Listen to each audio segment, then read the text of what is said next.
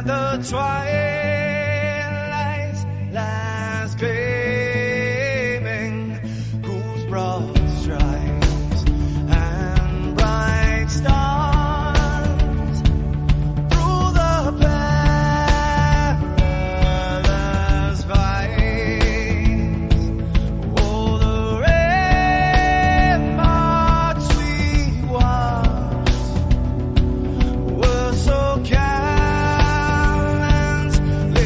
streaming, and the rockets red blast, the bombs bursting in air, gave proof through the night that our flag was still there. Oh, say does that star-spangled banner yet wave for the land under the free and the home of the brave.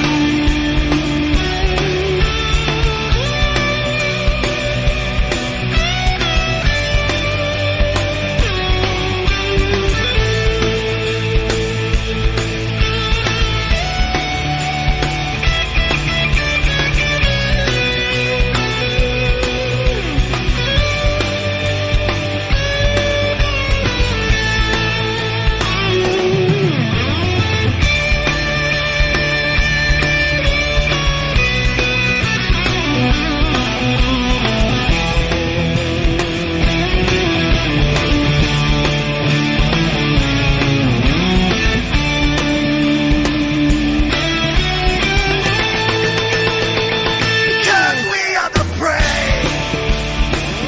Yes, we are the brave.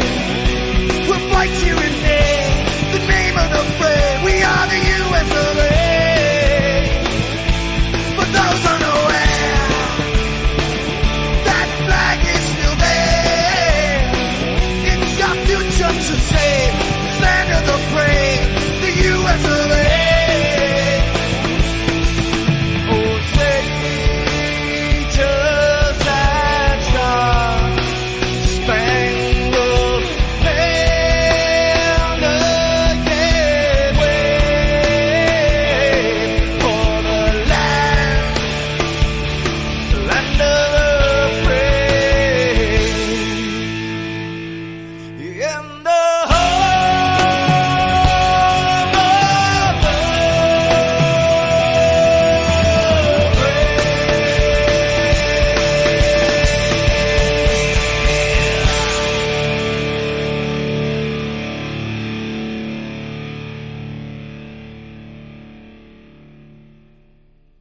God, grant me the serenity to accept the things I cannot change, the courage to change the things I can, and the wisdom to know the difference. Amen.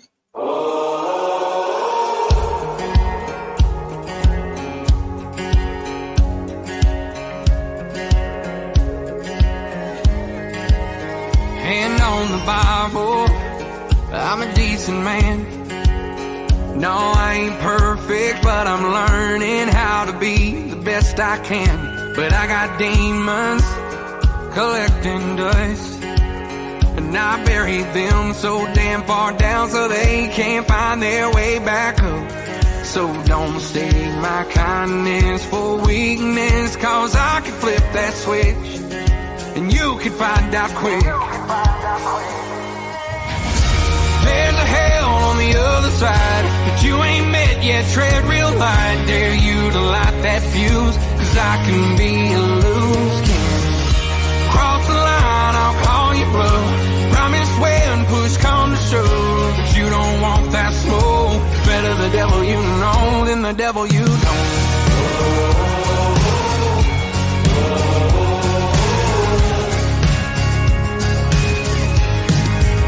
Don't pull the trigger, try your luck. If you shoot your shot, better pray to God that I don't get my ass back up, cause you won't get your ass back up. There's a hell on the other side that you ain't met yet. Tread real light, dare you to light that fuse, cause I I can be a loose cannon. Cross the line, I'll call you bluff. Promise when push come to shove that you don't want that smoke. Better the devil you know than the devil you don't.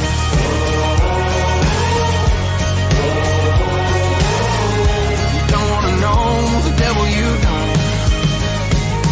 So don't mistake my kindness for weakness, 'cause I can flip that switch and you can find out quick. There's a hell on the other side that you ain't met yet. Tread real light, dare you to light that fuse, 'cause I can be a loose cannon. Cross the line, I'll call you bluff. Promise when push come to shove that you don't want that smoke. Better the devil you know than the devil you don't.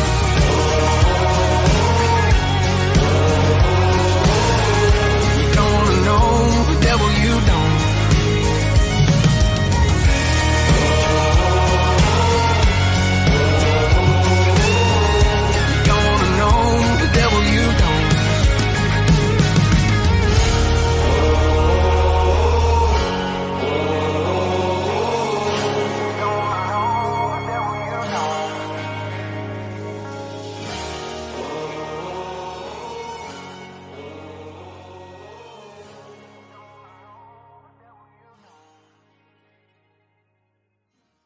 Hey, morning, everybody.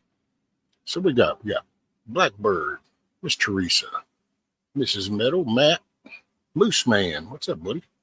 Huckleberry, Mr. John, KP Heathen. Did I miss anybody? I don't think I missed anybody. Oh, we had turning guns, but that was last night. I don't know if that really counts.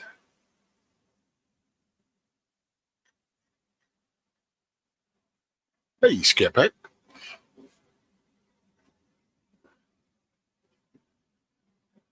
Even clear to the north.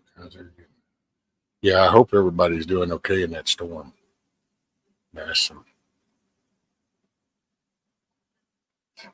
some shiznit.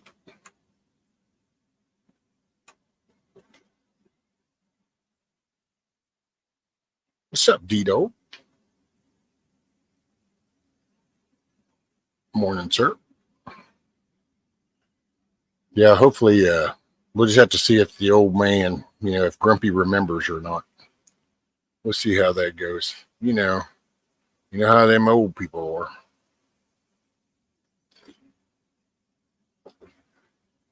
Well, thank you, Miss Teresa.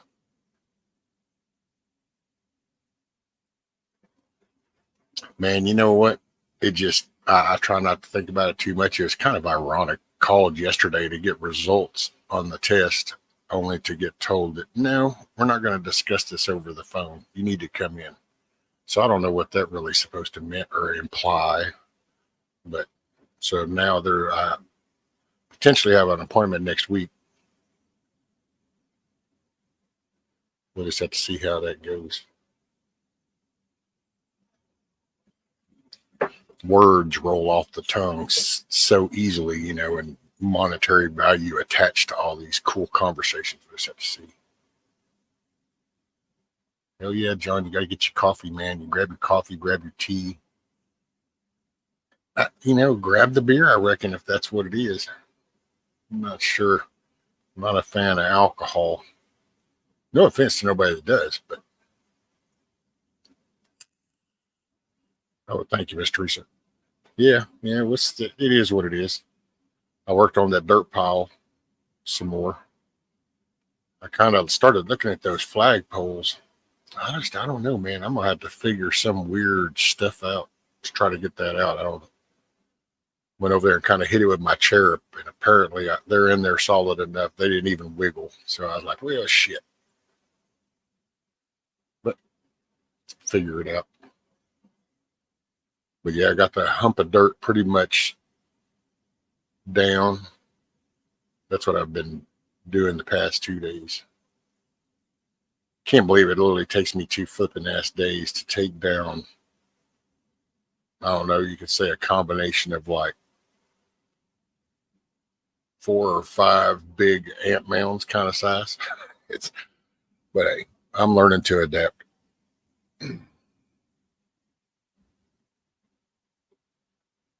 So we'll just see how this goes. I can't, you know, whatever happens, just it happens. I ain't stressing. It ain't worth it. Well, thank you, Scatback. Yeah, I was missing y'all. You know, I just, I don't know. I'm a strange individual. I own it. I wear that shit with a badge of honor in a way. I used to feel weird because I stood out from the norm, and then I've realized over time that it's like, I'm not. The more I look at the norm, the more I'm okay with standing out from it. Hey, what's up, Skydive? How are you?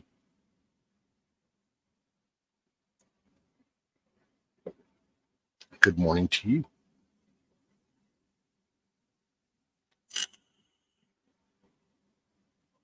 That's it, Dito. You just got to keep moving forward, man. I mean, it's like, what are you going to do? Just stand there. Matter of fact, me and the missus were talking the other day because I think I shot something off the cuff a little too fast. And she turned around and looked at me, and I said, hey, it's the same speech. You've heard me give it to other people. But she was going to work, and I said, can I ask you something? I said, complaining about what you're fixing to go do at work, does it make it easier? And she just gave me that look. I said, hey, it's the same thing I used to tell people because, when you think about it, it's like, look, digging a ditch, that sucks. That's backbreaking. It's hard. It's dirty. It sucks. But if this is what you have to do, then thinking how much it sucks doesn't ever make it get any better. So it doesn't go any faster. It doesn't suck less. It sucks. It's kind of like embracing the suck. That you can bitch how hot it is, and it ain't going to make it no cooler. It's the same way with everything else. Did somebody come slide me?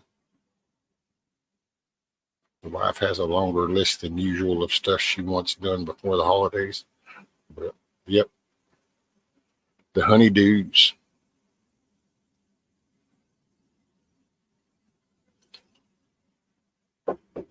What's up, STP? Morning, morning. What do you call a gay man in a wheelchair? A fruit roll up?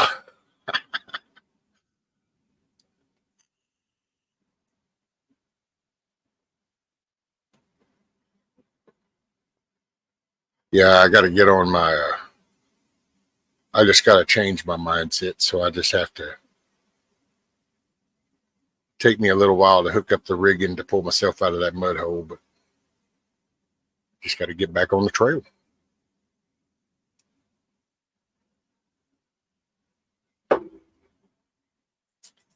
Yeah, I feel for everybody that's in this damn path. Because, we do the whole, oh, I'm prepared, and people will throw their chest out. They're like, no, I'm ready. But man, those are, depending on how that hits, that's a life-changing thing. Hey, Dusty Country Road, big Dusty, little Dusty. How are y'all doing? Hopefully y'all are doing okay up there. What is the path? I haven't even really checked. I mean, I kind of feel disconnected in a way, I don't know, man. About the only thing I can, what is it?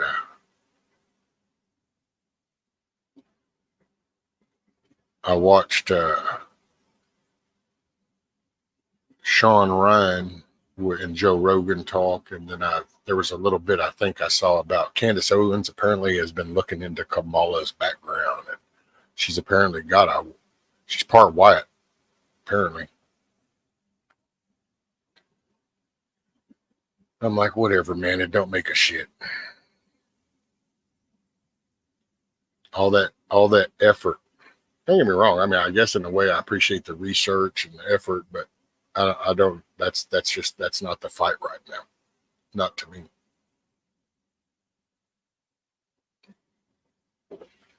Georgia, Eastern Tennessee, and Kentucky.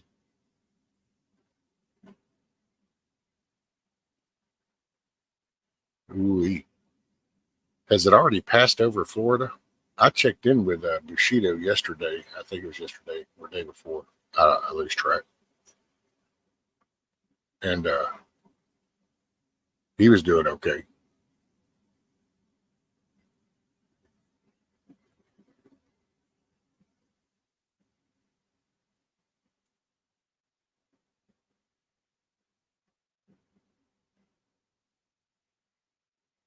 Man, I forgot how awkward the silence is with these headphones on. It's just like, can't do it, man. I just can't do it. Something's got to play in the background. Do I hear anything? I don't know. Yeah, how many days left in this month? 3? Yeah. So Monday, I don't know what happens Monday. Because I know I didn't renew this thing with StreamYard. So I'm going to try that other deal that runs the cloud bot, with the game and stuff. I'm going to try running that one, but it's just a different format. There's a little more to it. I don't know. We'll all see how that goes. Did you all see the FBI agent whistleblower that told the public to vote prepare? Oh, yeah. That little dude. Man, they screwed him over, dude. They totally screwed that little dude up.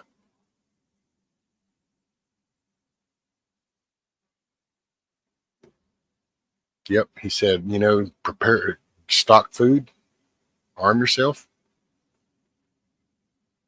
And man, I was having a conversation yesterday, and hopefully when Grumpy will show, he'll be here before long. Maybe it'll kind of blend right in. Somebody just came in, Miss Sandy. But I think there was somebody else, wasn't there? Was there somebody else that came in? Okay, no. He was just said, morning, Miss Sandy. Waiting for the storm to go over me today. Well, keep your head down. I hope everything it goes good, smooth. Morning, Rabbit. What's up, buddy?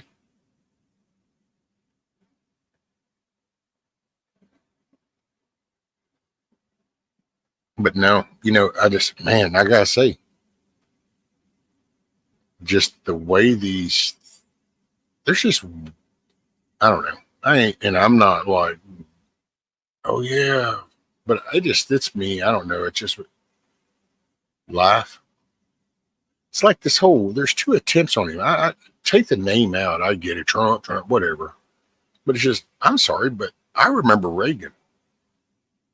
And it's like, I remember the ball field shooting, but yet then you look at this and it's like, I'm sorry, we just had 2 attempts on a presidential candidate that's a former president, and nobody seems to give a shit. Matt Gaetz coming out with there's like 5 Iranian cells that are, ready for revenge to do shit. And it's like, yeah, but we're not going to talk about it. And it's like, man. And it just kind of, I don't know, I'll run this by y'all. So y'all just follow the bouncing ball whenever I do this. Don't mean nothing specific, but it's just, a little image that went through my head. Oh, give me 1 sec. I'll tell you in just a moment. We can bring up the man himself. What's up, guys? Morning, sir. How y'all doing? It is a dark morning here. It is still dark. You can see behind me. It's still dark outside. Oh, yeah. Oh. You got YouTube open too? No. It's coming back. How's that? I don't know. Let's see. Nope. Testing. I'm still there. I'm looping back.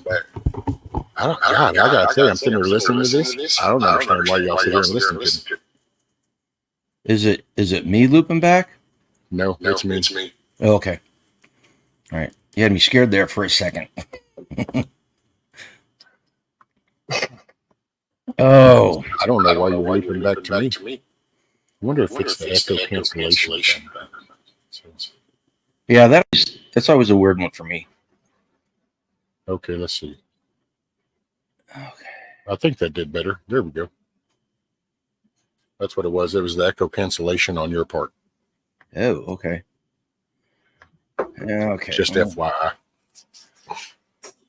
Okay, so here's where I was at, guys. So I was having a conversation yesterday, and I had this little weird thought, and so I was going to tell everybody about this weird thought real quick.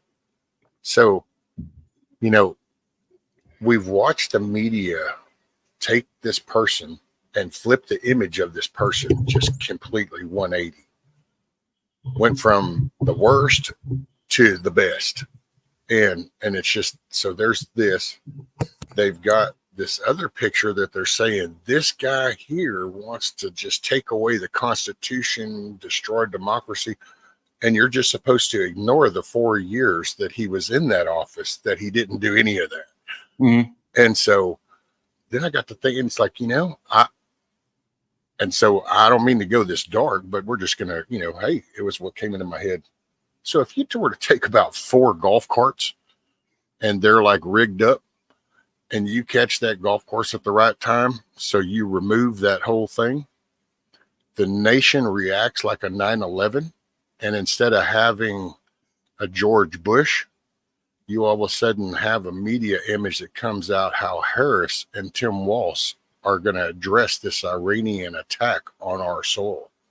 And all of a sudden, she gets to get the rally like behind the bush. And next thing you know, we fed the war machine with another 20-year war. Let's just go jack with Iran while we get everything else screwed. We can institute a draft. We can institute a national emergency so we won't have to have an election. Because, my God, we've just been attacked on our soil. I mean, we're going to overlook the fact that we haven't reported anything about any of these attempts before, but now this is the one. And because it kind of was struck me, and what brought this up was, it's the reaction to everything. This isn't the norm. 60 years, this is not the norm. 2 attempts, no coverage, nobody gives a shit. The release of the Iranian video showing the little RC thing going, doing the laser targeting. I did find it ironic how the shadow image they did overhead was of our own bomber. And it's like, so does that mean you're going to loan him one? I mean, what are you trying to say here? But it's, and then nobody counters that. Like nobody comes out. Like, I remember it meant 9/11. It just, Reagan, my God, we heard about Reagan for a year. About an attempt. Oh my God, there was an attempt on our president. There was an attempt. There was just, and there was no Democrat, Republican. It was just, oh my God. But then all of a sudden this dude gets clipped in the ear and it's like, he probably made it up himself. Wait, what? Then catch this dude with a one through the fence. And it's like, no, I don't. And then you got this video and it's like, there's nothing. But then you watch how they've handled her. And I could see, man, they just flipped the script. And I could see that. And that's what actually worries me now. I started thinking about that going, because they're in panic mode. I mean, if you know that at some point you can only hold off the mob outside, and at some point they're going to come and they're going to arrest your ass. I mean, look at every bank robber that goes down, every standoff that goes down. It never ends well. Yeah. So they know that, and we're kind of in a national standoff. This is things are coming to a decision. We're fixing to breach the door. Did you see the FBI whistleblower in front of Congress yesterday? Yeah, well, actually, I don't know that was yesterday. It's been released because I could have sworn I saw that in the hearing, like last week or something. But yeah, I just saw it yesterday. Yeah, dude sat right there and said the FBI's I'm paraphrasing. But the FBI is a rogue agency. You need to prepare as American citizens. You need to get guns and practice and food, bullets, and prayer. Yep, and get right with your creator. And here's how it's going to go down. What you were just talking about. You were talking about golf carts and stuff like that. They just released information that they're pretty certain that 9 surface-to-air missiles have crossed the border into America. And they think they're going to be used to target Trump's plane. And if he should be assassinated like that, it will go down exactly like you said it will. And everybody that's halfway paying attention is gonna. Oh, What's up, Miss Yoda? Nothing. I got my medicine. Good morning. Morning. but everything you said is gonna come true, man. Hey, Blue. What's up? Sorry, Blue Butterfly. And let's see, I'm real quick. If I missed anybody else, I'm sorry. Which, by the way, morning, sir. Okay, you want to do this WRL thing? Yeah, run it down for Okay. me real quick, because I mean, it's like a decision thing where you're gonna decide without the rule of law how to do certain things or how to handle. Is that Okay, I'll explain the deck. First things first. First things first. In private chat, I sent you the magic word, and we're gonna watch the chat, and anybody that's the first person that says the magic word is gonna win a deck of WRL cards. Okay, so anybody that doesn't know what these are, so WRL is a card game. It's 300 cards with that cover 10 different categories, and let's see, they are the New American Civil War, economic collapse, natural and man-made disasters. My gosh, what is that? Oh, government conspiracy, a tyrannical government, emergency preparedness, oppressive religion, bank runs, World War III, and pandemics. Okay, now a little background on these. So we used to do what we called Conflicted Lives because there was a game called Conflicted. And it was essentially the precursor to this. And the company that did that, they kind of broke up. And the people that are doing this one are JD and Dave Kobler. And if you don't know who Dave Kobler is, that's Southern Prepper One. So he's behind this. And anybody that doesn't know who Southern Prepper One is, go check him out. He's probably one of the premier prepper dudes on the YouTubers. what's up, Brian? All right. And so what these cards are is they're a set of moral and ethical questions or scenarios, I should say. They're without rule of law scenarios, and they present moral and ethical questions to the whoever's playing the game. Morning, sure. And these are a great way to start a conversation. We use the original Conflicted game. We used those at Midwest Preparedness Festival back when it was still a small camp out. We would do that around the campfire to start conversations. Plus, it's a great way to vet people. If you're looking to bring people into your group, they're a great tool for vetting people because I think Yoda will back me up on this. It brings the crazy out, especially if people have been drinking. Here's a story about the original Conflicted game. So we went over to a friend's house, and it was Angela and I and my buddy and his wife and her cousin. And my buddy's wife and cousin were rather liberal. Okay. So they broke open some red wine, and we started doing these games and presenting the scenarios. And they were very touchy-feely, very liberal answers, what we were expecting. But as they started drinking more, the mama bears came out. And by the end of it, after about a bottle and a half of red wine, both these women were like, "Oh no, I'd shoot him in the face. That's exactly what I would do." Okay, yeah. So it's a great way to vet people and find out what's inside them. Okay, as far as shoot him in the face goes, everybody in chat, a lot of these scenarios, the initial answer that you want to give is going to be shoot him in the face. All right. It's just it's the first thing that's going to pop into your head. All right. Can't use that answer. That answer's off the table unless it's one or two specific cards.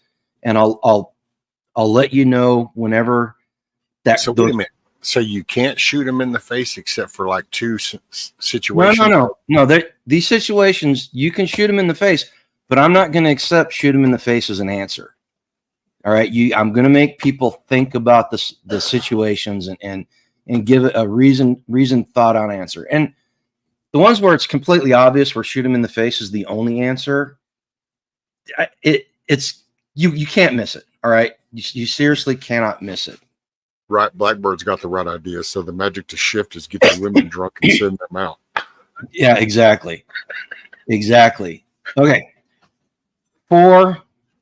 Just to protect their butts. So Angela was on All American Preppers Ladies Night the other night, and we were streaming it on our channel. The video got taken down because of some stuff what was said in response to the card or the card itself. Okay. And if you want to see that video, it's over on our Rumble channel. All right. I managed to download it. I got it over there in case they take it down off the All American Preppers channel too. All right. So this YouTube, this is for educational and entertainment purposes only. We are not legal experts. We are not medical experts. And we are not promoting violence of any sort against anybody or spreading any misinformation. This is all for entertainment and education. All right. Now, with that said, are you guys ready to see if you can survive in a world without the rule of law? Are we ready? And usually what I do is I separate the different topics and then just go through them. And normally we have a panel up there. So I'm just going to read the card and let you give your initial thoughts on it, their rescue. And then people in chat, give what, critique his answer or give your own answer. I know it's kind of hard to do in 148 characters or however many characters are in chat, but do your best. And remember, if you say the magic word, you win a deck of cards. I know you didn't send me no magic words, so I have no idea. It's in private chat. It's in the. Oh, you got to hit. You got to hit send. Yeah, that usually helps. Yeah, you think the IT guy would know better, right? You forgot the enter key. Yep. What's the magic word? It's written down over here. I can't. Oh, here. Hang on. Okay. All right. So the first one is a pandemic card. Regarding the pandemic cards, understand this. These scenarios on these cards, a lot of these came from the conflicted deck that were written well before 2020. All right. Hey, so, Canadian. What's up, Northern Mother from Another Mother? Hey, they may sound familiar, but they were written before all that happened. Okay. So here we go. On August 15th, 2026, a rapidly spreading virus causes panic in Milwaukee, Wisconsin.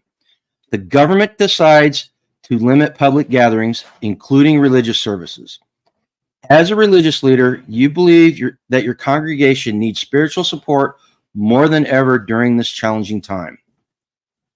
Do you obey restrictions and provide remote services, knowing it may not be as effective, or do you put your faith in God and hold in-person services, trusting that the virus won't infect your faithful congregation?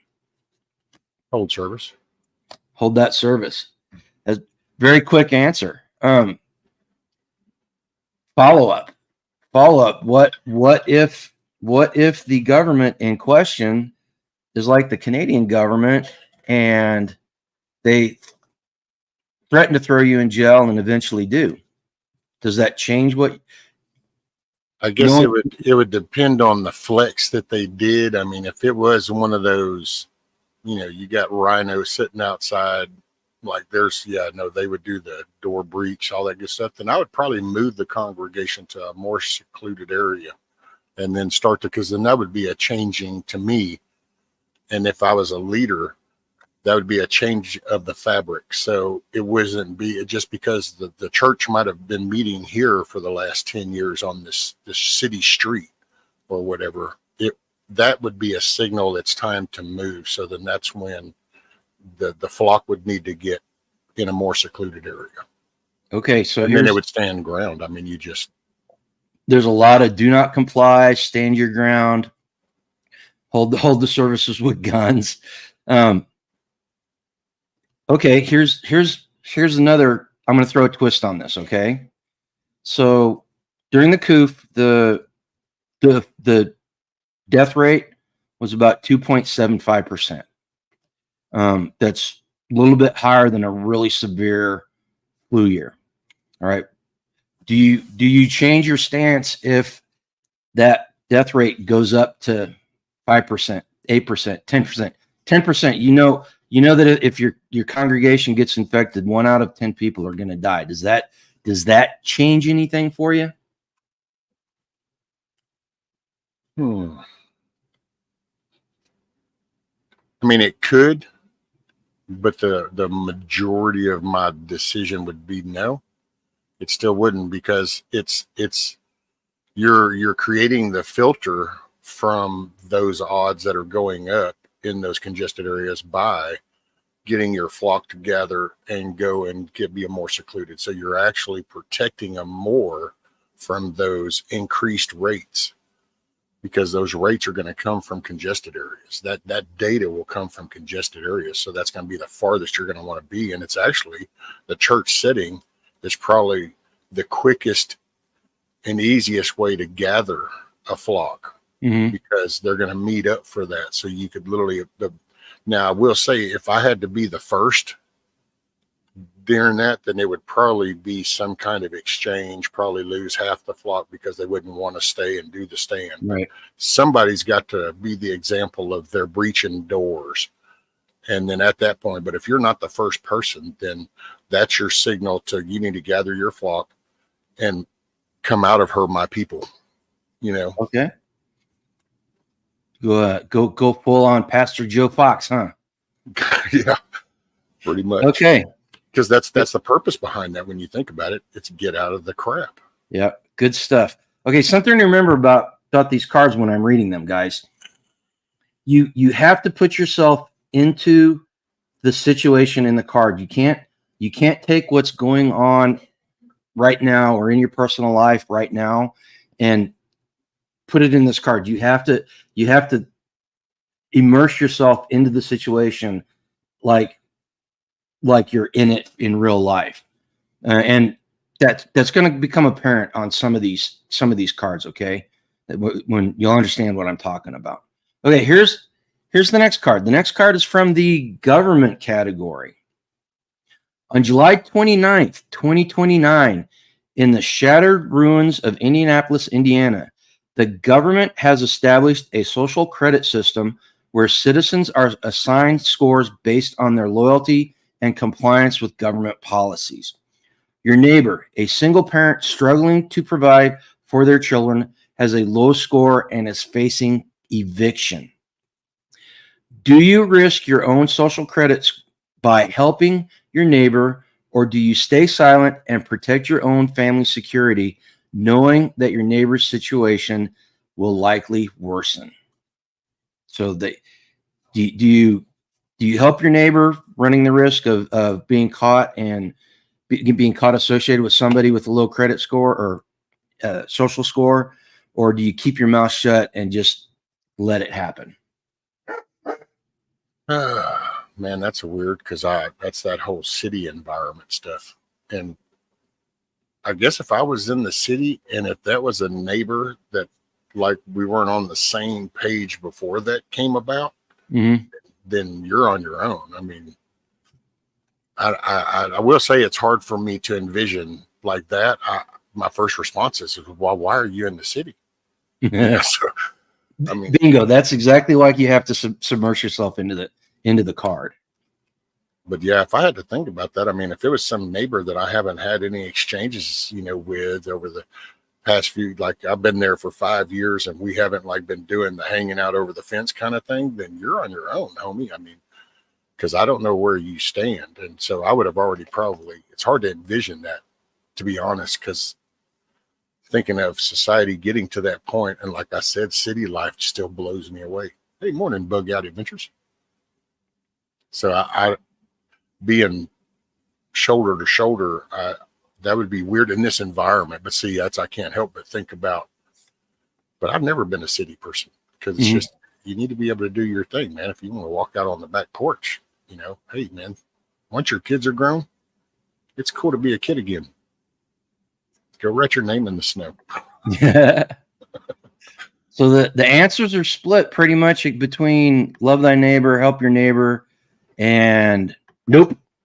You know, and I'm going to be honest with you. I'm going to be honest with you. I'm kind of falling in the category with you. If that person is like-minded, I'm going to help them. You know, and hopefully you've built community and you know who they are. If they're not like-minded, if they're a raging Karen or a liberal who would turn you in a heartbeat, yeah, they're on their own. They're on their own. You know. See, and I guess that's why it was hard for me to think about it too in really detail, because the changes that things would be occurring to get to that point. Why are you still in the city at that point? Or why are you not building community with your neighbors? Well, just seeing the country going that way, why would you want to stay in a congested area knowing that this looks like the direction it's going? It's almost like watching them put the fence up around you. It's kind of like, at what point are you going to, is it really when you go through the gate, when you go, oh, wow, we're locked in now? I mean, they put 14,000 fence posts around you. And it's like, at what point did you realize that how many like-minded people are stuck in cities and they can't get out right now because they don't have the financial means or the physical ability?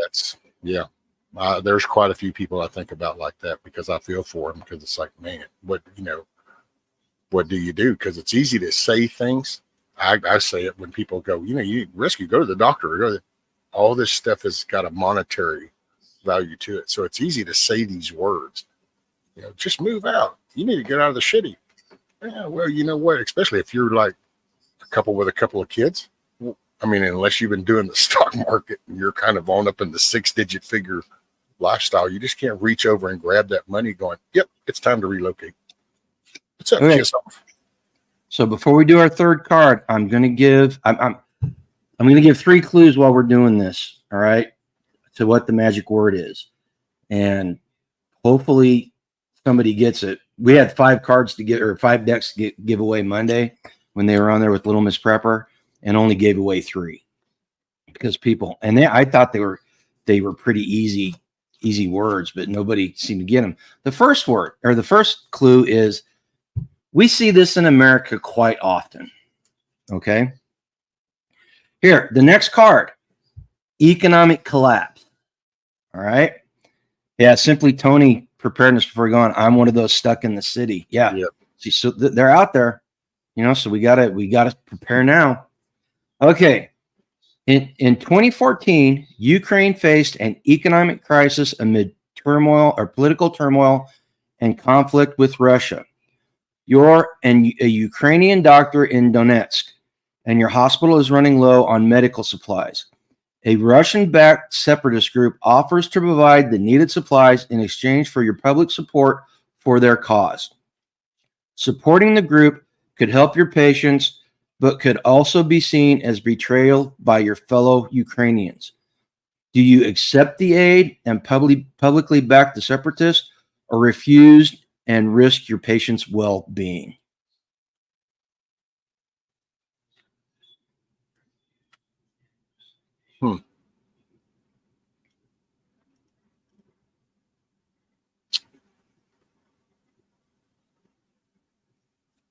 Man, it's just, I don't know. It's hard to answer that because I think too much, I guess. What's up, yard dog? Yeah, that is a tough question. That is a tough question. Well, because it's like if you have like that, the conflict that they're in, like, well, is that righteous for you to want to join that? So you take the aid because this is a good thing, or is that kind of like a bully representation? So like, is it kind of like, oh, well, I'm damned if I do and I'm damned if I don't, because if these are supposedly, this is a bad rebellion, mm-hmm. and, your government, and it's hard to say that knowing we're talking about Ukraine, but if your government is good, then you're not going to want to turn against your government, but yet you would be under threat, or your patients all going to get slaughtered, or they're going to basically. Right. So Rabbit says, depends on how seriously you as a doctor take your oath. I guess. I don't know, because that's, so what, But see, it's kind of going so frothy on top and just kind of going with that. Well, then, okay, you take the aid, you give all the medicines, you go around, everybody's little IVs now got pumped. And 2 days later, your government finds out that you did that, and they go, you betray us little traitor shits, and they come and annihilate everybody. So all you really did was prolong the patient's death for 2 days instead of having that group fight. So I think that's why I said it depend on the basis of the conflict. If the rebel group was the righteous, then that's when you make the stand and accept it. But then you're going to need to now know that what's fixing to come. You would prepare for that response. I don't know. It's kind of weird. So this card is it's a hard question to answer, but there's a couple of things that you got to take in consideration here. Number one, it says you're in Donetsk and you're a Ukrainian doctor, but a lot of Ukrainians in Donetsk are ethnically Russian. All right. Then it says the Russian separatist group offers to provide needed supplies. By that, you can assume that you're already in occupied territory. Right. So do you, I guess the key question you need to ask yourself is, which devil is worse? Is the Ukrainian government the worst? Which before 22, everybody in Europe and everybody in the West said that the Ukrainian government was the most corrupt government in Europe. All right. And well, that's actually where the bombing in Donbass started. They were doing that during Obama because they were trying to, those people are ethnically Russian and they speak Russian. They were connected that way. And then it was our insertion and going, no, you need to be different and you need to go on and be part of Ukraine. And then that was where the bombing started all back then, the artillery shit. I'd like to think that I would follow my oath and do what was best for my patients, but I'm human and I would seriously look at the situation. If it looked like the Ukrainians were going to retake where I was, I probably wouldn't do it. But if I was stuck way behind enemy lines, looking like I was going to be under Russian control, I'd probably take it, to be honest with you. You know? Okay. Good answers, guys. Good answers. Ready for the next card? Yep. Give us a thumbs up there in the chat if you guys are ready for the next card. Okay, this one is the new American Civil War. Let's see what this one says. In November 2043, you and your group have been surviving a civil war near Phoenix, Arizona. But now your surrounding water supply has been contaminated and your supplies will run out in 3 days. You come across a group of survivors who have a functional water purification system, but they refuse to share it with you unless you hand over one of your group members as a permanent hostage. This person will be allowed to live in peace among them, but will be killed in case your group tries anything. Would you sacrifice one person for the survival of your entire group? Would you choose to fight and steal the water supply just because you need it, even though it belongs to someone else? Oh no, I'll pop a melon. You threaten you do this whole negotiation hostage thing, then you've already flipped yourself to the hostile for me. You're Okay. not approachable. So you got to go. So that's an acquirement. Okay. So we got, and you got at least one other person saying no hostage. No hostage. Miss Skydive 11 says no hostage. Huckleberry says give him kiss off. Hey, Yeah, that would end up. We'll get the treatment plan for free then, and they'll give her back. Well, okay. Now here's a question. Here's a question for you. Historically, hostages were used quite frequently. Julius Caesar was a hostage for the longest time. A lot of the great kings in Europe, the great people in history were hostages. So it's a very common practice. And what if these people don't seem like they're very threatening? All right. Well, see, to me, the minute that they were willing to take a hostage, as insurance, to me, that showed the character. That's the thinking. Because if this was a helpful group that was on the compassionate, empathetic, helpful side, then they would have just offered to help, maybe for an exchange of goods.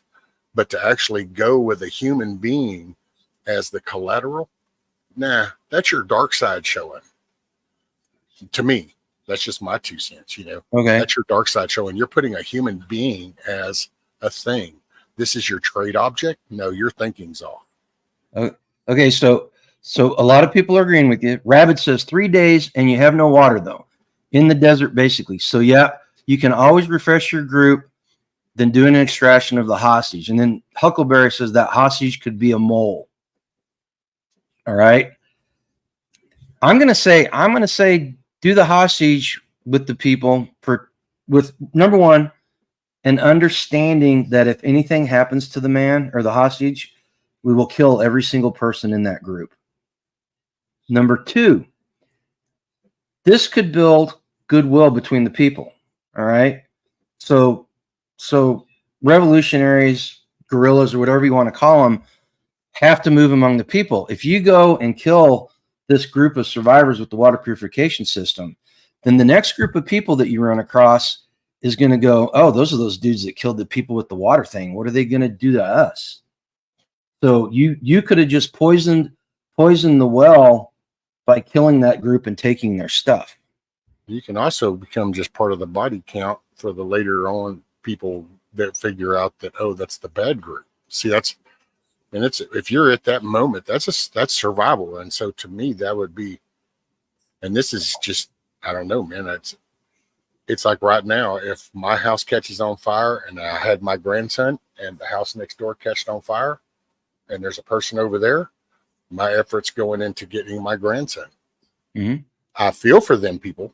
I feel for that. Sorry that might happen. Wouldn't want that to happen, but you've got to direct. And I will say that I think that's probably one of them. You've got to learn to distinguish there comes a moment in life sometimes when a priority list has to go into effect. Mm-hmm. As much as you might hate it, and probably the best example is a group of drowning people. You got 10 people, you can only do one. That's all you can save is one at a time. So what is your choice? Do you stand there and keep sweating over, oh my God, what 10? Or do you just go scan, youngest, female, whichever one's the top of that category, grab them and go? Well, that's what you got to do. Mm-hmm. Well, to me, that's that moment. I got 3 days. I got a group of people. I've run across this group. I'm willing to barter and trade, but they want a human life out of my group. My job, if I'm leading this group, is to protect the people in this group. Would you sacrifice your kid to feed the other 3 if you had 4? Well, that's my viewpoint. So I'm like, no.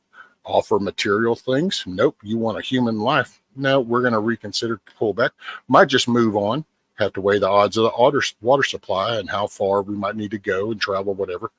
But if it's a survival thing, like, nope, my group's going to need water tomorrow. It's time to formulate a plan, and we're fixing to go in. We'll try not to take out them all.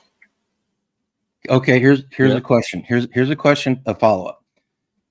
What if your group talks about it and someone in your group says, okay, I'll go be the hostage. I volunteer. I'm willing to do this because this is the right thing. We don't want to kill these people. What if somebody volunteers to go do this? And your group is like, yeah, we should probably do it this way. I guess if that, I don't know how to say it. If that person, and this is going to sound kind of so cliche-ish and kind of, I don't mean it to be as demeaning as it might be, but if they're of right mind, if that's a solid thinking, there's, because if you're a parent, not if you're married, because it's easy for you to make a selfish decision, but you're not going to think of the after effect. It's kind of like a suicide thing. It's easy for this just to think of yourself, but there's an after effect. But if you're a single individual and, you're a competent adult and you're like, hey, look, I'd rather do this, so all y'all get taken care of, then yeah, you gotta give a person their due to do their deed. And if that's what they feel the call to do, then that's right. You gotta, so yeah. Okay, Camel Carl said something that it's a great point. Scenarios like this can't be fully understood until you experience them in reality. Too many factors your gut, mind, and heart can't read until you are there.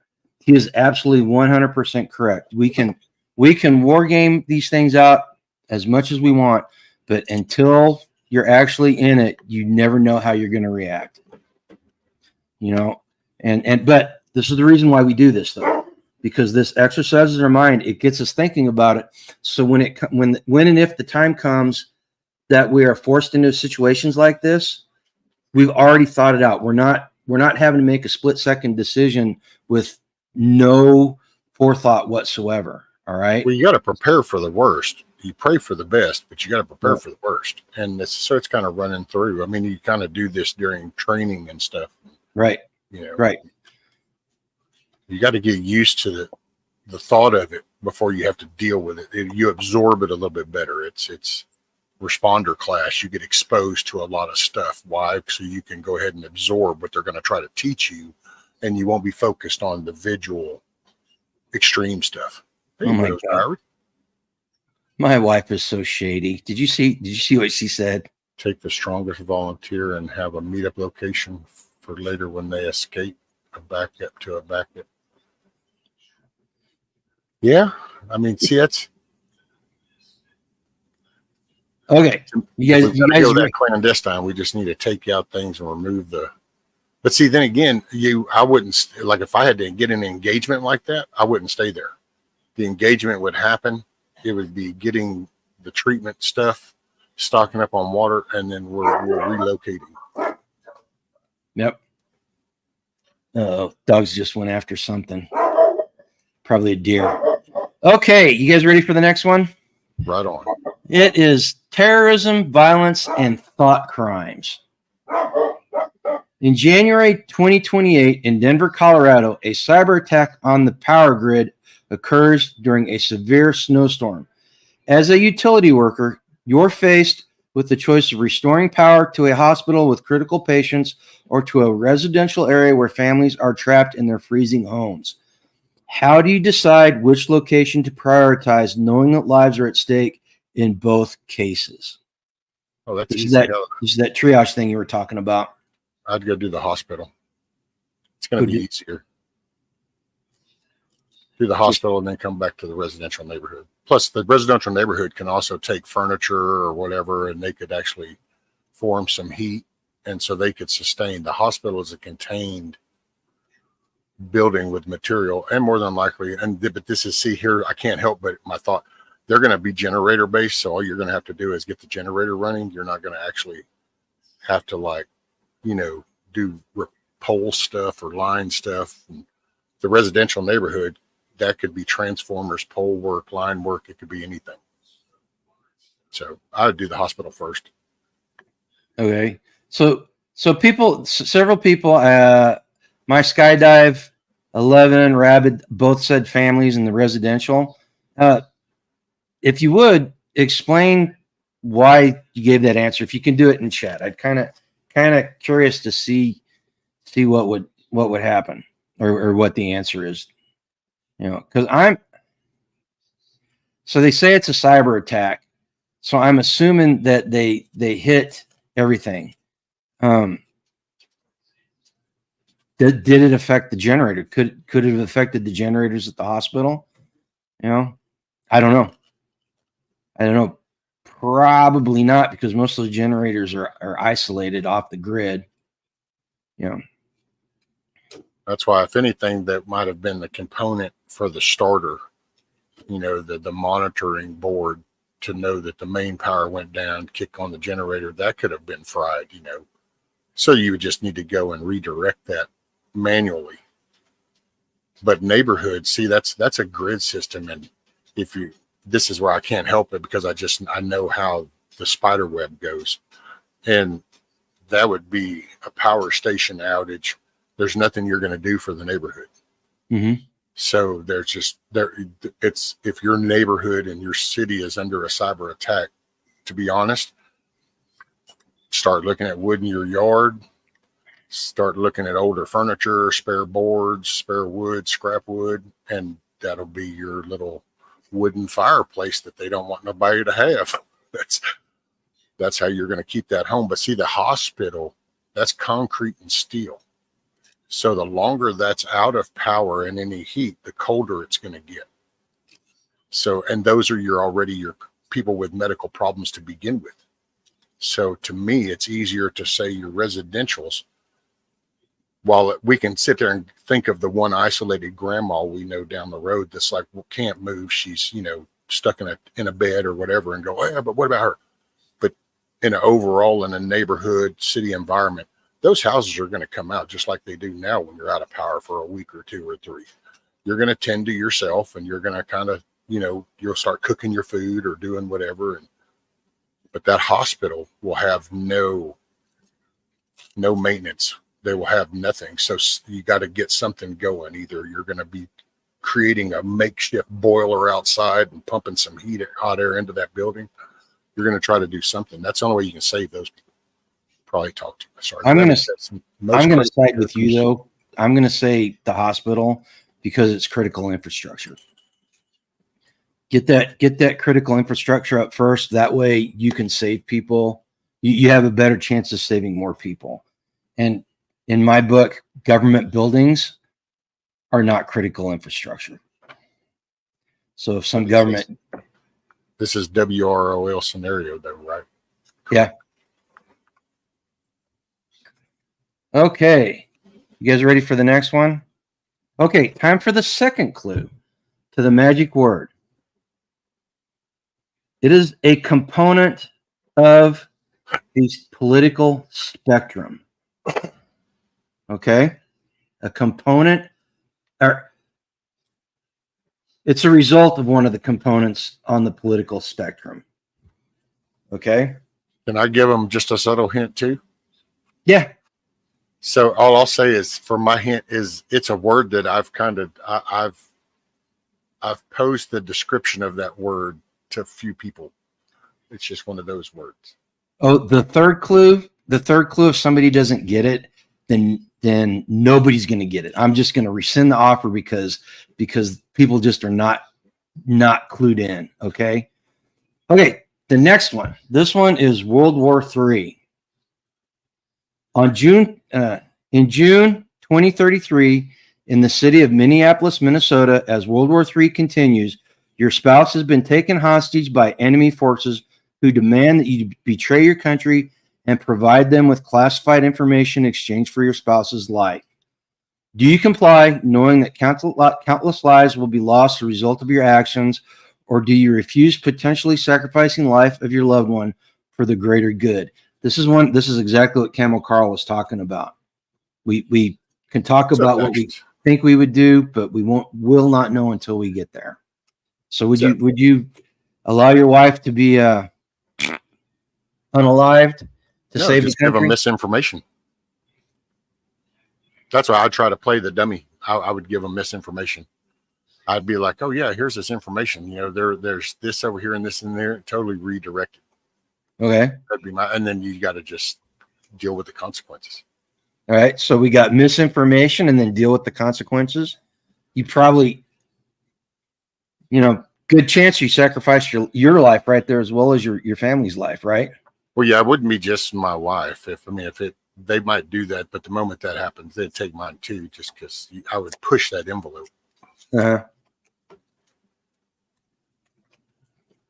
Positive word. Moose man, I'm gonna miss that one. Moose man won one of the decks the other night. Well, we were talking about it yesterday morning. That's what got this all started. Yeah, they're gonna kill the wife anyway.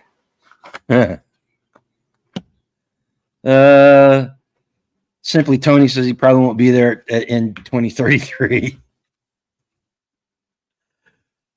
Let's see. Steel Tree, we are talking my ex-wife or my next wife. Big difference. Yeah, disinformation bug out. That's my thing. You just, hey, that's your shot in the dark. Because in all honesty, if you've already gotten that position here's that.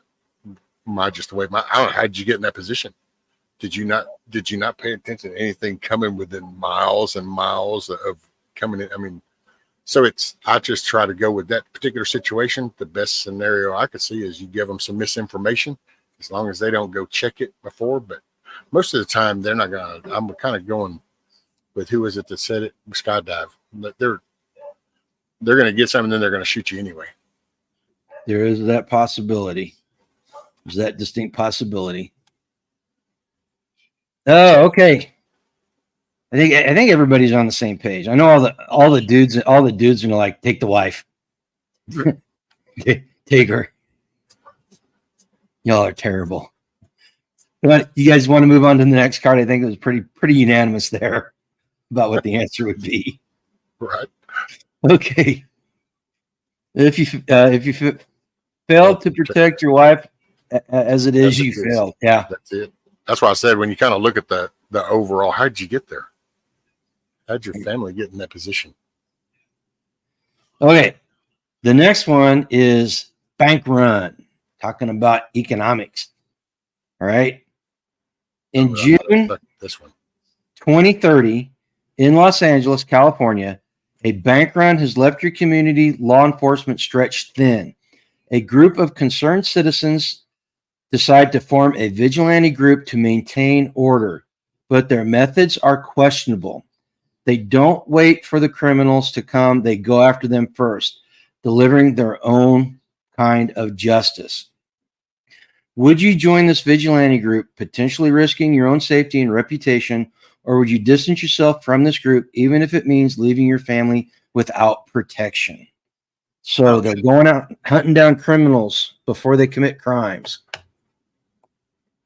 Yeah, well, what makes them think they're a criminal then if they didn't commit any crimes? Well, maybe past performance dictates future expectations. Well, because the way it's worded is there's a criminal history. Although they say but there's, so I mean, because I don't know, you join up if that's your neighborhood. Once again, if you've been there, you ought to know who these people are. So you've been okay with these people for years that you've been there, but see why are you in Los Angeles, California to begin with? Stay in the card. Stay in the card.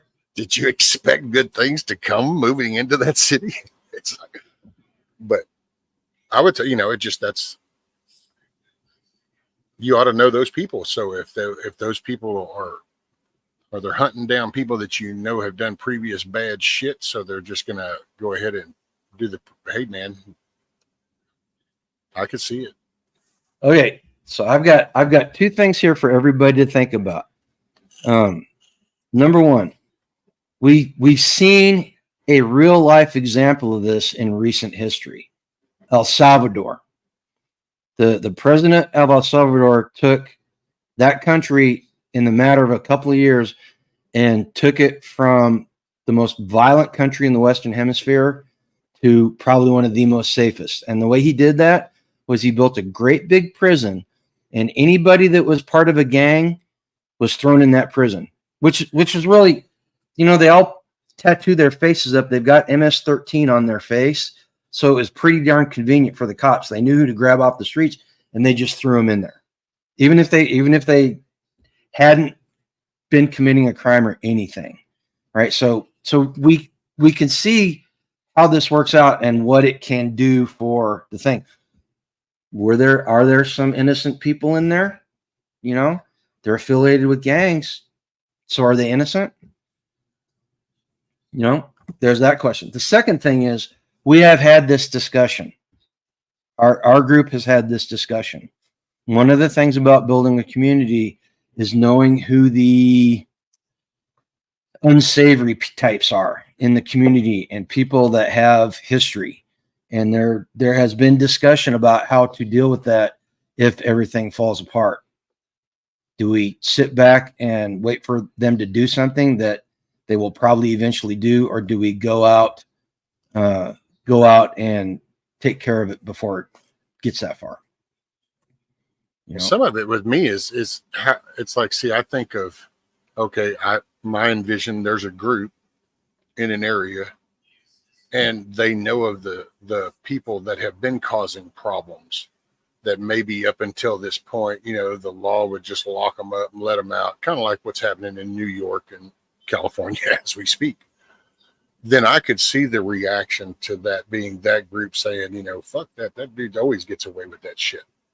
You know, not no more. You know, we've got to stop this. And so I could see that, you know, that's that good old Wild West justice thing. And there's easy to then throw the moral compass onto that decision, but nobody ever wants to throw the moral compass back on the original part.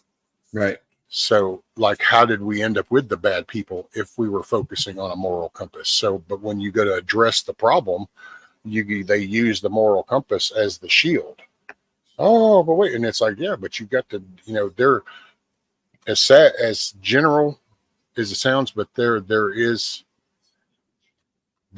peace through strength, and sometimes you have to make that stand. And when you stomp the foot, it has to send a vibration through the floor. Sometimes you can get away with the small tap. Sometimes that has to be a hell of a stomp.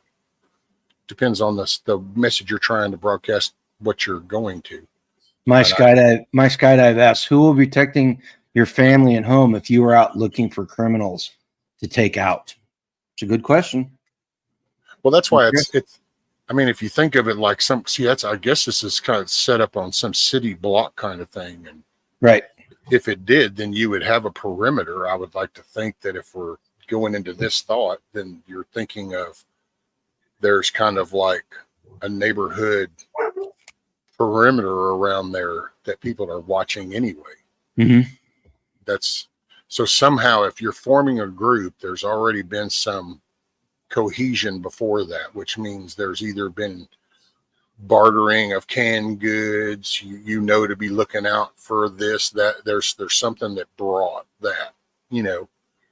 And so, but it's hard for me to envision city life around here. If it were to collapse, the economy collapse, then there's one way in and one way out, and then that would probably become barricaded with some trailers, because trips to town would be unnecessary because the stores are going to be closing. There is no economy. So like right. For where I'm at, I would just say we would have our own community, because we would probably drag some trailers across that, which would limit access in and out. And then you're just going to have people with their gardens and the cattle that are in the back, and it'll be bartering, and people will be watching for anybody that wants to try to come around that trailer, or, you know, it's just, it'll be a defensive posture.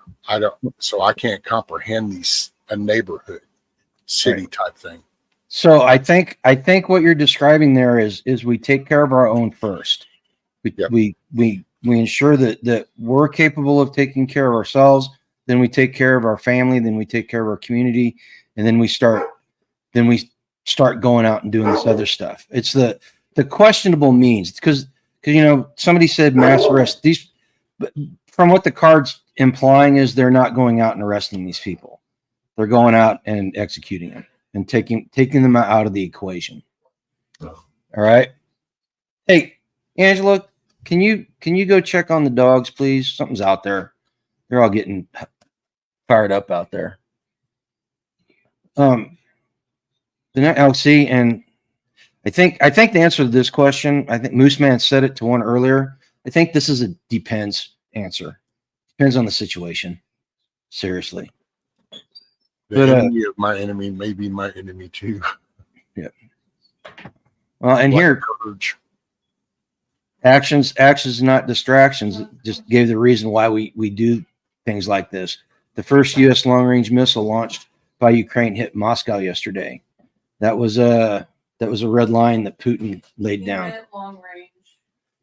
That's what I said. Oh, Okay. Did you also hear about Soros buying the radio stations? No, I missed that one. And part of the radio stations, one of the outfits is called Odyssey. Well, Odyssey is our nation's largest broadcaster company. And there's three main names. One was Glenn Beck, Mark Levine, and there's another one that are on that network. I was going to say, isn't Odyssey a conservative Christian platform? No, well, it's a broadcasting company that has like hundreds of stations across the nation. Yeah, but I thought they were conservative for the most part. Not a serve. Most conservative channels, well, see, most conservative channels are, and that's the thing, though. He's buying them up, and then apparently he's done this before. Some I forgot who it was. I will have to look up if it was Sean Ryan that was talking about it, but they go in and they change the format. And if you'll think, as soon as he was talking, I'm going, well, yeah, in Houston, we used to have KLOL 101, Rock 101, and all of a sudden there was no more rock. There's no 101. It's some weird, I think it's some other nationality's music. So it's I don't know if it's Hispanic or if it's because we have some Tejano stations, but it went totally the opposite of what it was. Well, that's what came to mind when I heard that. I'm like, well, that's what you do. You can kill the voice. Yeah. All of a sudden they have no platform. No, we don't, we don't, all of a sudden people don't get the same airtime. The format's changed. And Y'all need to become a bunch of anarchists. Start making sure you get what you need and your voice is being heard. We need to become a citizen. We need to be a patriot. Get out of here. Okay. Let's go on to the next card. This one is about religion. All right. This always brings out the best in people, doesn't it? In February 2026, in the desolate landscape of Portland, Oregon. I love how they wrote that. The desolate landscape of Portland, Oregon. A charismatic prophet has emerged, preaching that the end of days is imminent and that only those who renounce their possessions and devote their lives to his teachings will be saved. Your parents, captivated by his message, have given away everything they own and are planning to follow the prophet. And you could just as easily put your children in here too. Replace parents with children. Do you try to intervene and convince them of the potential danger, knowing that doing so could alienate them, or do you let them pursue their chosen path, even if it could lead to their demise? Okay, well, the first thing I'm going to just put in is the only statute I'll put is if we address kids making the decision that if the kids are 18 and older, then it's going to apply to this situation. If my kids were under 18, then I'm just doing whatever I got to do, and they're not going. So other than that, you know what? You do you, boo. I'm going to explain it as blunt and basic and as plain as I can. And if you still want to, it's kind of like what we just went through with the coof. Mm-hmm. I can tell you what I know, but do you, boo? If you're going to put that shit in, then you're going to do what you're going to do. And so it's like that. I would say, hey, you realize that's all a fraud. Explain everything. And if it's still, no, they're getting everything and I'm going. I love you. Just know I'm here if you change your mind. And yep. Hey, what's up? Coffee first. This man says Jesus wouldn't show up in Portland anyway. He's been there. You missed it, Coffee, but I had your cup up, but I done finished drinking coffee. My skydive says they wouldn't listen to you anyway if they are that far gone. Hold on. Actions. There's your word. Oh, actions is the big winner. The magic word for today was anarchy. So actions. Let me post my email in here. Okay. Hang on one second. Oh, hey, God dang it. The real grumpy. So the word that he was looking for was anarchy, and actions actually said the word anarchy. Oh, Yard Dog says, pray for my son, please, is one of the lineman crew that went down there to restore power. Right on, Yard Dog, prayers for your son. It's failed to put. My email has failed to post. Oh, because I'm not a moderator. What? I gotta post it inside YouTube. Okay, well, hold on, and I'll make you a moderator. I thought you were. I thought everybody was. Well, I'm a moderator on your YouTube channel, but I apparently not through the StreamYard app. Oh. No, that Here. I did not know. Let's try it here. What's up, Savage? Morning. Total respect for your son there, yard dog. That job ain't for everybody. Okay, did that show up? There we go. Yep, there you go. All right, Hey, so I morning, think Savage. Savage is praying he knows what to do with all the loot he'll be earning. Hey, what'd be kind of cool is if they can make this kind of stuff, and with the storms, and then if January, if somehow he did win and does his little no tax on overtime, man, I gotta say, personally, when I heard that out of him, I was like, man, where have you been for the last 40 years? Because I can't tell you how many paychecks it was like, shit, man, I'm like 35 hours overtime. Oh, well, half of this is just, I'm not even going to see half of this money. I'm kind of sad that I'm glad that you won it, Actions. I'm kind of sad that I didn't get to use my my hint because I thought it was pretty ingenious. So the hint was going to be, this happens in the UK. So anybody that's a Gen Xer that was into punk rock should know the answer at that point. Right.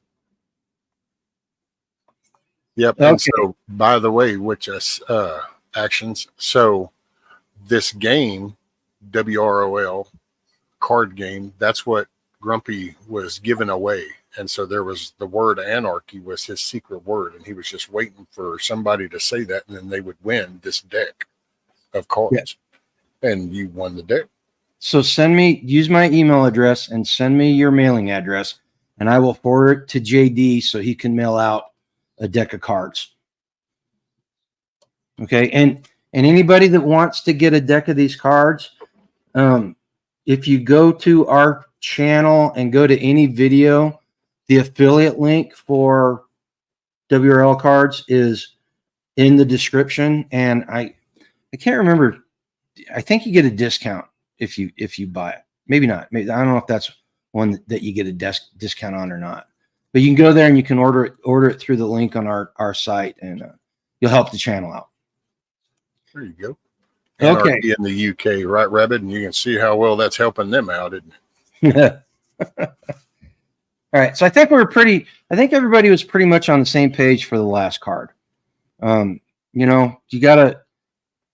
are going to do what they're going to do. If they're your parents, I can tell you from personal experience, I changed your diaper effect is going to kick in, and they're not going to listen to you one bit if they've gone that far. And the kids are going to do what they're going to do regardless, because you don't know anything, So just be there and be supportive, like Rescue said.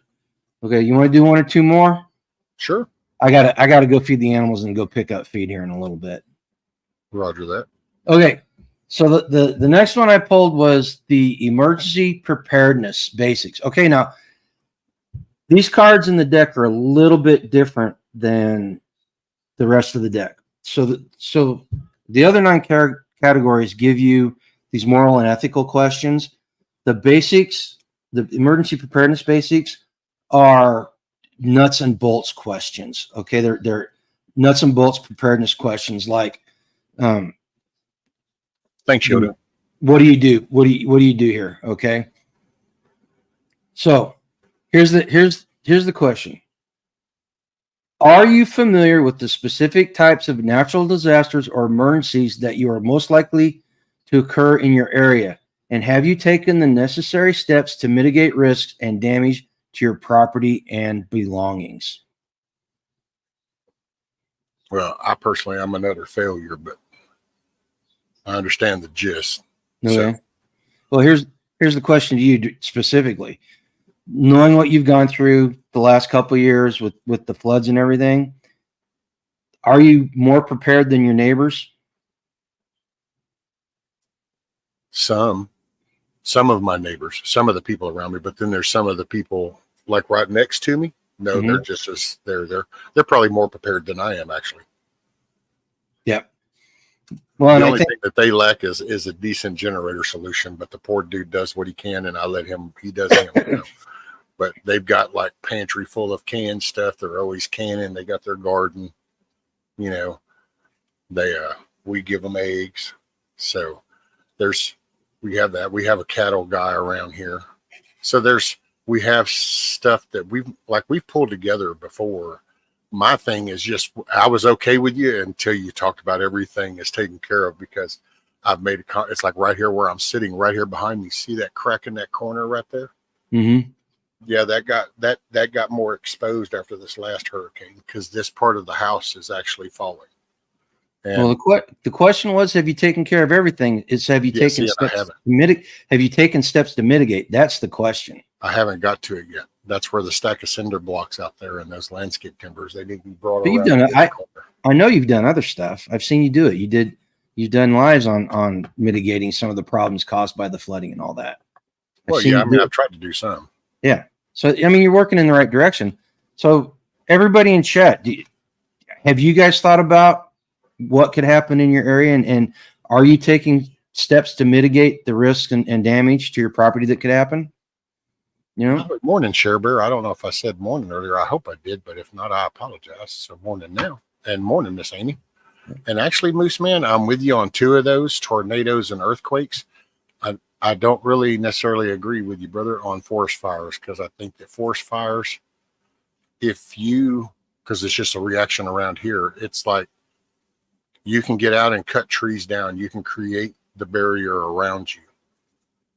You know, so there is some mitigation you can do. You can, if you know that there's fire, because I can actually think of, I think it was 25 years ago, just 8 miles from here, we had one of the largest fires in Southeast Texas, and it was blowing, but that was the whole intent. What we did out there, we created fire breaks for, I want to say that was about a 40-mile run of straight pines that we went through. So it's possible with fire. Matter of fact, that fire was so scary, I gotta say, because that was like, it was like holding a bunch of Q-tips, dipping them down into kerosene, and then lighting them on fire, because it was all the pine trees. So it was literally hopping top to top to top.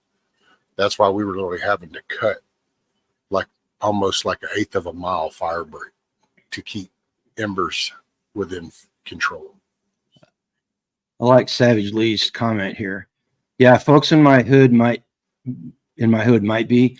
I'm poor, but clearly the only one that is forward thinking. House fire in the hood 4 years ago, I was the only one with the fire extinguisher. Well, and you know what? You know how many people I know that nowadays, that's part of the, the complacency we talk about with grocery getting and all this other shit. I remember growing up, this was common knowledge. A fire extinguisher or a bucket of flour. You kept your flour. Back in the old days, you would keep your flour by your stove, because if you had a grease fire or anything, you would use the flour to put it out. And you got into fire extinguishers, and now we are in 2024, and you don't even hear any ads about a kitchen fire extinguisher, a smoke alarm, carbon monoxide detector. Just, don't worry about it. We got it. Yeah, coffee first, baking soda, not flour. And I will agree with that, because we had a kitchen fire, and I reached up, and instead of grabbing a thing of salt, I grabbed a thing of flour and threw it on there, and it burst into flames even worse. Did it? Yeah. It was baking soda or sand.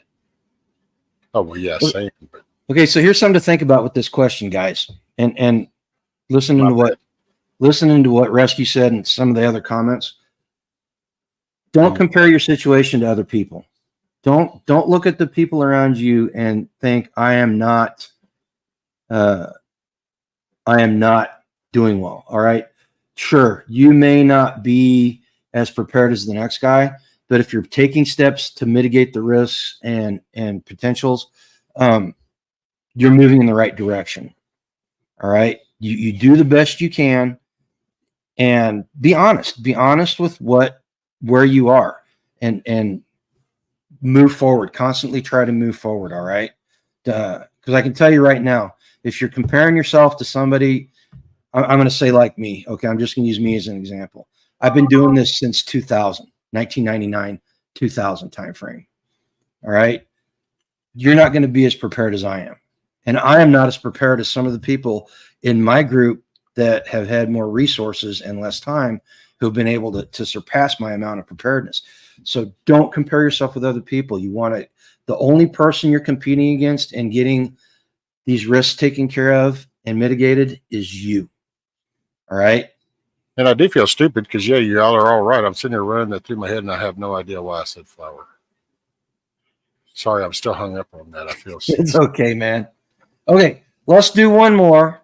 Then I got to get out and pretend. I will say that preparedness too, though, Grumpy, real quick. Preparedness. You know, you were just talking about how different people, but I think people need to remember it's easy to hear these words in a general sense, but everything is going to be different over personal experience and your situation, your surrounding. It's like saying, I fell in love with my wife and we got married.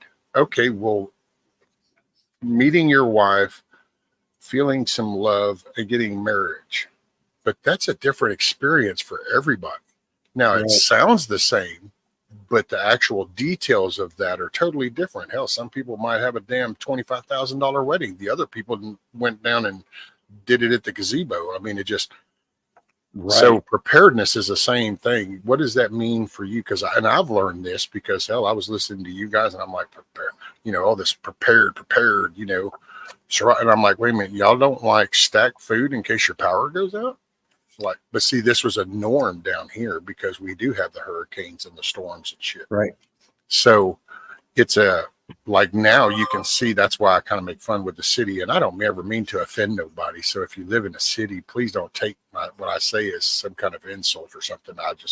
I just poke fun, and it's mainly the people I know around here coming out of Houston or Dallas or something.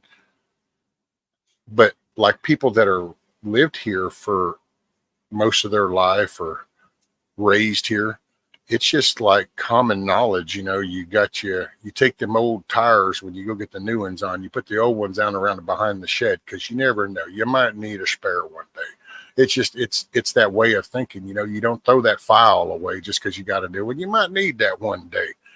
Everybody around me has drawers, whatnot drawers, and buckets full of shit because it's just the way the thought process. So preparedness, I would recommend you need to just look and make sure that your necessities and needs for you and around you, for your world to keep moving. What does that entail? And then start making a priority list, the most important down to the least. And you focus on getting backups to that stuff. Mm-hmm. Whatever that choice is. You know, some people, Rabbit is like some kind of solar guru dude. His whole little place is all solared up. Me, I have one little solar panel and I still haven't installed it yet, and it's just a battery up the gate opener. So, you know, it's a different. I have a generator and I have 250 gallons of propane out here. So, you know, I have my own way, but he has electricity. I have electricity. It's you do what you, so y'all don't get wrapped up. Take the word as a general consensus and then look at your personal world. What's your little bubble? What do you need? Exactly. Case in point, Texans are not prepared for severe cold.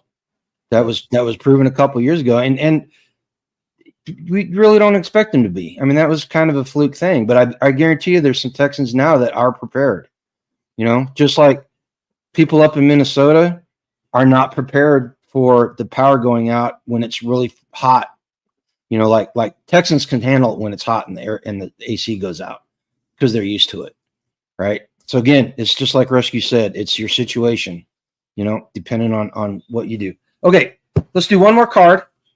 I found one that in a category we have not done before. This one is natural and man-made disasters. So, right? In February 2031, the city of Las Vegas, Nevada, talk about heat, a previously dormant fault line has suddenly caused a massive earthquake, resulting in widespread destruction and casualties. Your spouse and child are trapped in separate locations, both in critical need of assistance. You have time to reach and save only one of them. Do you prioritize your spouse or your child knowing that the others may not survive without your help. It goes back to right at the beginning what you were talking about, rescue. So you triage. Which one do you save? Well, I would, You know what? Hold on a second before you answer this question. Anybody that does not want to answer this question because your loved ones may hear your answer, feel free not to answer. Okay. it'd be the child. I'm kind of with everybody else. It's the child. I mean, that's just my thought. It's not that I don't love the missus like any less or anything. It's just that's your lineage. That's the future. That's what it's all about. You got to save that, otherwise. And you know what? I can honestly say I've heard people say that. Literally save my kid. Literally tell you to go help their kid. And so that happens because that is your natural thought. That's your child. Here's the deal. It's 2031. I would go help my wife. Simple fact is both my children are grown with their own families. And okay, well, that child's different. That's not a child. That's an adult. Now, grandchildren, I would go help the grandchildren before I help any of them, right? So yeah, it again depends on the situation, 2031, my kids are grown up. They're capable of taking care of themselves for the most part. Yeah, if it was like my son, I'd probably just be going, get up. Just come help me. Yeah. But if it was my children when they were like little, then it's them. 20 years ago, it would have been my kids. I would have gone for my kids. And Angela and I have talked about this and the kids are the priority at that point until they can take care of themselves. That's it. So I told mine that actually that would go, my job is until you're 18 and then you are grown. You are a competent adult. You're accountable for your actions.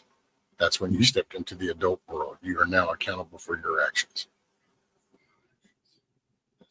Okay. So that's why I said if they were younger, I would have to, that could be them. Yeah. Before I go, question for everybody in chat. What did you think about the game if you've never done it before? What did you think about Without Rule of Law? What was y'all's take on that? What'd y'all think? Is it a cool game? Hey, do y'all don't want to play that more? How much are those decks? Are those things expensive? They're $24 plus shipping. If you see us at a festival, any place, we sell them for $24, so you don't have to pay the shipping. So I started the year. I was going to try to do a Without Rule of Law once a month. Oh, they're 25. I'm sorry. I was going to try to do a Without Rule of Law once a month. What I do is I have a panel of 3 people, and I ask them the question. We go around the panel and then have the chat chime in on their stuff. But if you guys like this, I'd be more than willing to come on from time to time and do this with y'all. I enjoy doing this. This is a fun game. Yeah. Well, and that's it. And people liked it. Yeah. So I don't know. I can try to, next month, I can try to get a deck and we can try to either make that like, a morning thing, a couple of mornings a week or something just to get people thinking and if you want to on your day off, that's cool. We can come up and we'll see. Matter of fact, we can try to start incorporate. Maybe we can get some people to come in. Hey, there's my little Australian kid. Did you get out of that kangaroo's pouch? You need to get back. Are you still standing on the corner? I told you to watch for me. See, I think I wanted to do a all Australian Without Rule of Law because we've become pretty good friends with Homestead Oz, Lynn and Wayne, and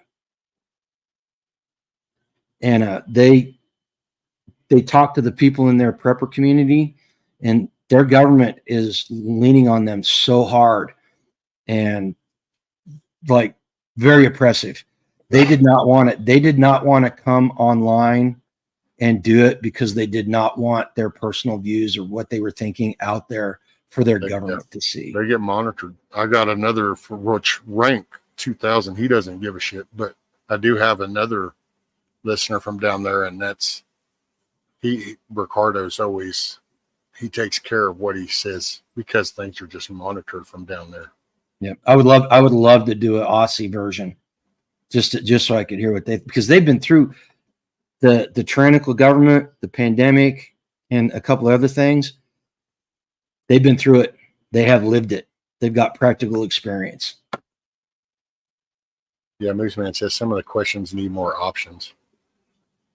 Well, and that's the reason why I started doing the follow-up questions and doing it, because some of them, you know, it's you got 300 scenarios. It's kind of hard to make every one of them a home run, right?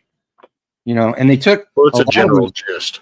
Yeah, about 80% of these cards came from the conflicted decks. There were 10 conflicted decks, you know, and so they got rid of some of the really bad ones and streamlined some of the questions and made it. Hey, Yeah, Skeppack says, is there a solutions card game, Grumpy, like what if things change for the better? No. We write that deck. If things go south, we write that deck. Right? This is why we get involved. That there's the solutions. We get involved, we build community, and we engage whenever SHTF happens.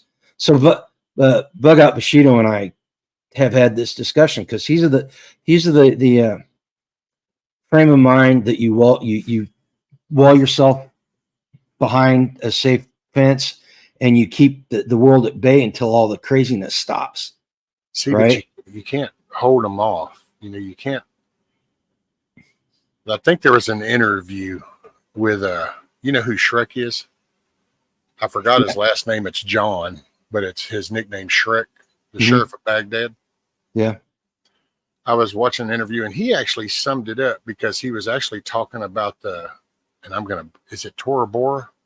I think that was the part of the region. He was talking about the battle there. And he was talking about, you know, you can't bunker in deep enough. You have to move. You can't just stay stationary. The masses will overtake you. It's just, and I gotta see, it's that way everywhere. We do that. We do that. You got gangs that do that. You can only repel for so long before they'll just amass more. And that's why I think it's going to be a state thing when it comes to stuff like that. It'll be a whole state. Here's my take on that.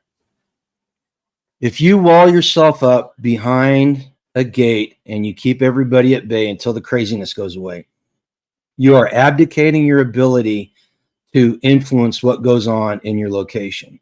And there's no guarantee that when you come out of your hidey hole, that the people in charge are going to be like-minded and friendly. So yes, I think you have a responsibility to yourself and your community and the greater community at large to be out there and be engaged and influencing what's happening in your area. That way you can ensure that wasteland warlord, you know, the great humongous, you can make sure that dude does not get control. Right. And you get to dictate the narrative. You're not allowing somebody else to dictate the narrative in your area. You are doing it. And then that puts you in a better position for survival as you move forward out of that initial anarchy stage. Well, and I can see having, you know, a specific location per se, but to stay stationary, I just think you're just biding time. Matter of fact, it's really no different than where we're at right now. This isn't how the country was at the beginning. We got here because we just kind of sat in our own little areas. And that's why some cities went upside down, some cities didn't, so I think it just amplifies 20 times if you actually ended up with some engagement. Then all of a sudden plus the more you resist, you're going to actually, when you think about human nature, dude, you would become an achievement at some point. I mean, you can only hold off so much before the mob will start to see you, as an achievement. Now, you won't just be a place, you'll be the place to take down. It's kind of like when we have people that go out here and they pop some melons, and they get known for popping melons in these conflicts. And then all of a sudden you hear the other side wanting to focus on somebody takes out the melon popper. Well, if you're the location that seems to be raising the most resistance, at some point people are going to be like, I got that shit. And then you're going to get overrun. Yeah. Hold on one sec. I got the missus. You can go ahead and talk. I got the missus. She fixing to go to work. No, that's cool. That's cool. If you're moving around without rule of law, SHTF or whatever, if you're moving around and you don't have a specific location you're going to, you're nothing more than a refugee. I had a buddy that was an intel guy in Iraq giving briefings to General Petraeus. That's how high up he was on the food chain. And he said the biggest takeaway he took from the surge and that late 2000s, early 2010s was, if you are on the move and you have no place to go, you are a refugee. All right. Hey, So well, I'm just going to insert real quick. Can you give me like 5 minutes? And I'll tell you why. And you can still, if you still need to go, you can go. And I'll just tell you, I'll talk to you in a little bit or something. But so I need 5 minutes because I'm going to call my grandbaby to tell her happy birthday, and we're going to sing her happy birthday. So that's exactly why I do need to go though. Seriously. I was only planning on being here for an hour. What's up? Oops. We'll call your grandbaby, throw some music on for these good, fine people. Again, if you want to buy the cards, you can get the link at our YouTube channel. If you're not giving a thumbs up to rescue right now, you're wrong. Go out today, live a life done free, guys. Take care. Hey, appreciate you, I'm Grandpa. out here. Hey, I'm going to send you an email here. Okay. Probably today. I don't know when, but I'll get it sent off to you today. Roger All right. that, sir. All right. All right, buddy. Take care, guys. Appreciate you, Grumpy. All right, everybody. Just hey, try to tend to yourself. I'm gonna play I'll play you a song and I'll try to catch it if it cuts off to play you another one in case I need a follow-up. But anyway, y'all hang tight. I'll be right back. It's my grandbaby's birthday.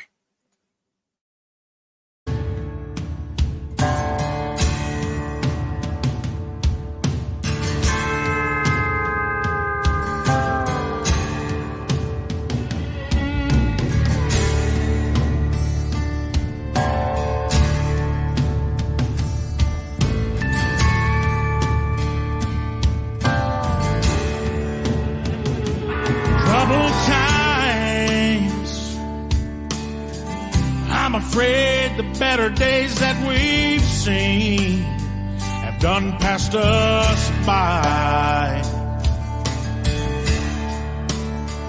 Nothing but lies. You can't believe a damn word that they say. They're messing with our lives.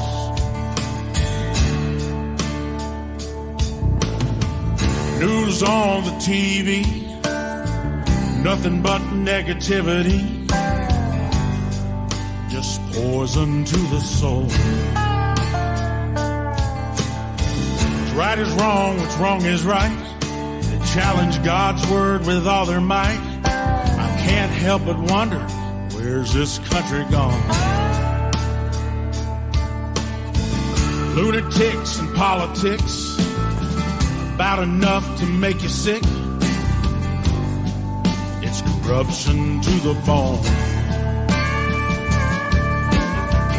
Mr. Washington, D.C., best thing you can do for me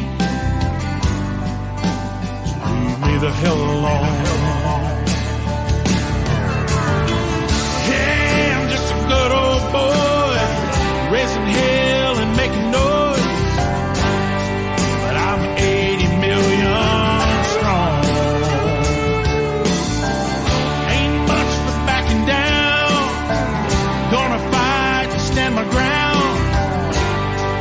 Got an army of my own. Best thing you can do for me, leave me the hell alone.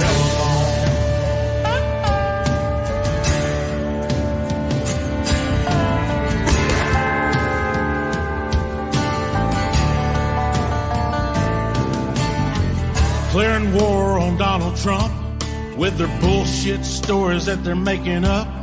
They can't stand the fact that he speaks the truth. I don't know what's going on, but I can tell that something's wrong on Pennsylvania Avenue. Crooked ass politicians, you might ought to pay attention. This country's tired of you. Hate our guns and our freedom. Piece of shit like you is why we need them. So don't hold your breath, you ain't giving up. Double standard way of law.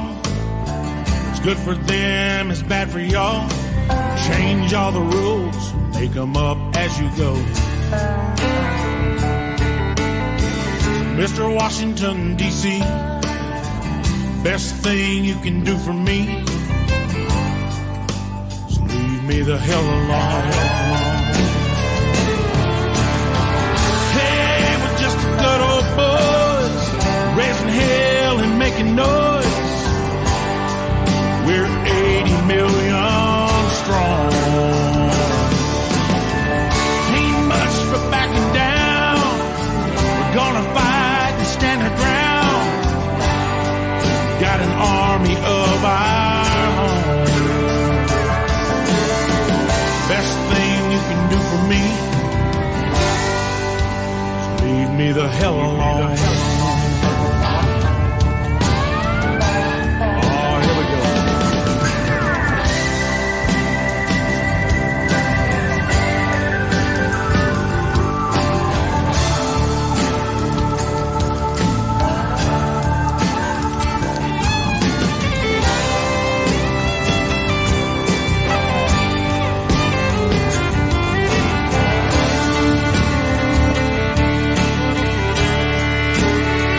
Yeah, I dig this song. First of two. Hey, what's up, Chuck? Welcome back, Coffee. Hey, we're just a good old boys, raising hell and making noise. We're 80 million strong. Ain't much for backing down.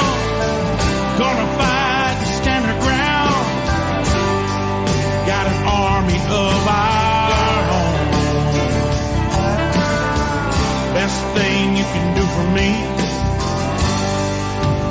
leave me the hell alone.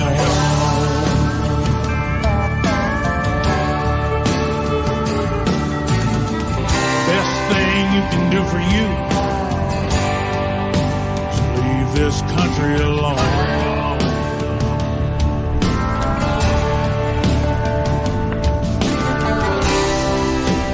And that's some funny shit right there. So I don't know who this is. Let's see, Time to Mod for 80. So I guess is that what? Oh, wow, I guess that's supposed to be like a flex name. Time to Mod for 80 channels. And then sorry kids, mommy. Okay, well that's kind of a Riri person, but actually I don't give a shit what other people do with their channels. It's kind of like I don't care what my neighbor does at their house either. I'm not really like a liberal person to where I worry about other people's behavior until they affect me. It's kind of like, you know, you're more than welcome to hang out here unless you just want to spit stupid shit. And then, I mean, you can go spit that somewhere else just because, I don't know, I wouldn't sit in my living room and listen to somebody talk stupid shit. So if you want to just kick it, have your opinion, that's all cool. If you just want to try to do some kind of troll thing, man, if you ain't noticed, there's a whole bunch of troll hammers around. So I don't know about your 80 channels. I really don't care. I tend to one mine. Oh my God, that might be like a lesson to learn. Should I lead by example? I tend to my business, my channel. Oh, wow. Do you tend to yours? Just saying. Dude, whatever. So don't block him. Don't kick him. Just ignore him. So it's just a troll. He hadn't seen shit otherwise. Just to show you what a, you know what? Just to show you what a dumbass you are, because you're just so uneducated. But then this is kind of a liberal time of a bunch of uneducated people. I haven't even been on for the longest time. So, you failed. You should have done just a tad little bit more looking into research or something. At least look up some stuff or something. But I even probably know who they're connected to, and this is what they do. They love to just be like the drama queens. Ooh. Do you, boo?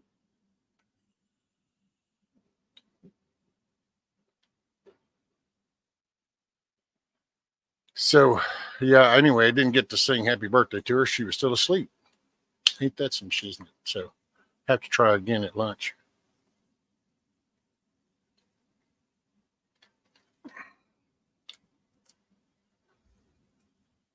Eric couldn't not pull the trigger. Oh, coffee. It's my grandbabies. One of my grandbabies.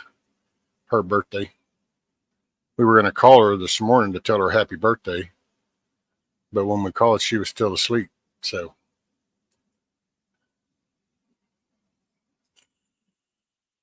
Oh, yeah, Tuck. It's not hard to see. And considering I don't usually get trolls, I don't know.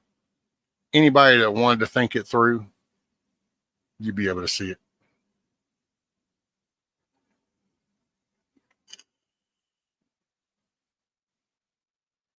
Yeah, thank y'all.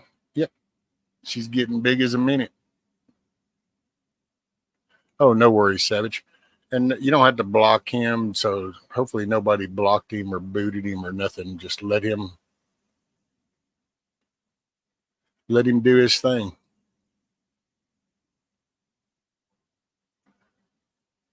Hey, what's up, Mayhem? Hell, I could even make him a mod. I mean, what difference does it make? Oh, shit. I know. I forgot. I had people, see, I forget I do this. I have these little brain farts every now and then. I forget. Shit. Oh, asshole gonna make me feel like hell today. No POS gonna take a piss on my parade. I got too much life to live and too few shits to give. Ain't no asshole gonna make me feel like hell today. Man, see, look at that. Time to mod. I forgot that. See, there was somehow some time traveler must have come back and told me I'm going to need this because there's going to be a Riri that comes in your channel and you're going to need to play this. And because I do lack being a perfected person, then my flaw was I forgot. But I reminded myself. So just for you. And shit, I just updated. Oh, asshole gonna make me feel like hell today. No POS gonna take a piss on my parade. I got too much life to live and too few shits to give. Ain't no asshole gonna make me feel like hell today. Yeah.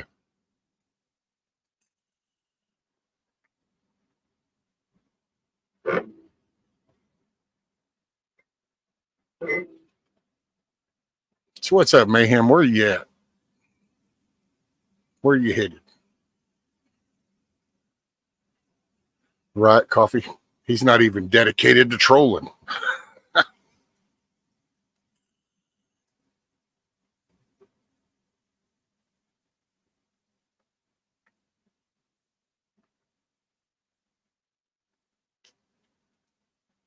No, that'll probably be some little, that was a showing so that then now that they got erased or timed out or whatever, then in the little whiny bitch session somewhere, it'll be like, see, he blocked him. See, he silenced him. First Amendment. See, he did that. That's all. It's retardedness trying to write another chapter in the book of retardedness.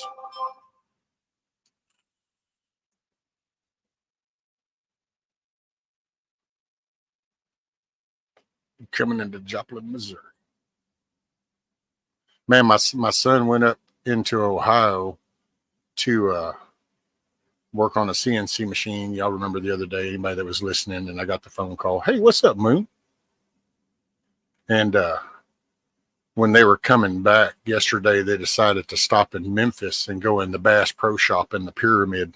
And he was like, all like jiggy with it and shit. And he's like, oh, this is so awesome.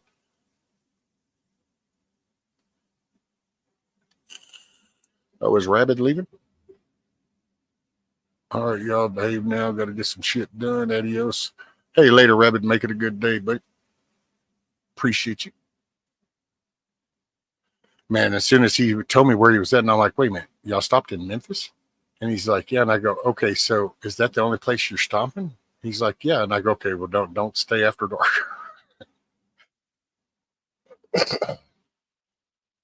Oh yeah, Moose Man. He saw the prices. It was actually funny because he was talking about, yeah, I really can't find nothing to get, just I guess I could get a souvenir. I said, well, shit, they got a firearms section. He goes, oh yeah, I can't afford to go into there.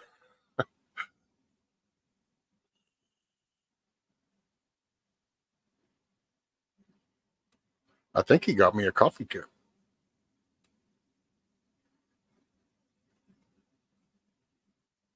Yeah, he should be. I think he should be home by now.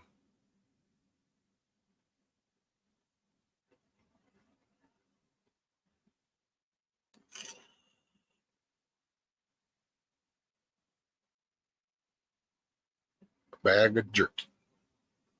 Hey, that's what Buc-ee's is for. The Buc-ee's bag of jerky. That or deer jerky. Oh man, how many of y'all have seen the Tucker Carlson deal that has Roseanne Barr where she's out on stage talking? Anybody seen that? Man, that is some. She cracks me up. She's a cool lady. Best thing, and the one in Tulsa is the fried alligator. Yeah.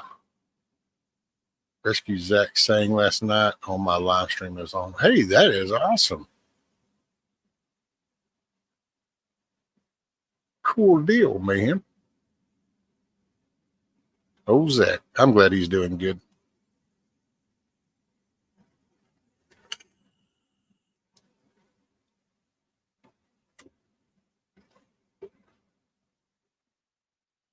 Oh, what are we at? 2 hours and 3 minutes. Right, William? Yeah, she's funny. Dude, and she does a little rant on that stage, and son, she's throwing it down, the facts, and just, we got to take our country back.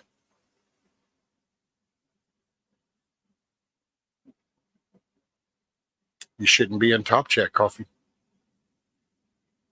Live chat or all messages. Stay current in the conversation. Top Chat is for slackers.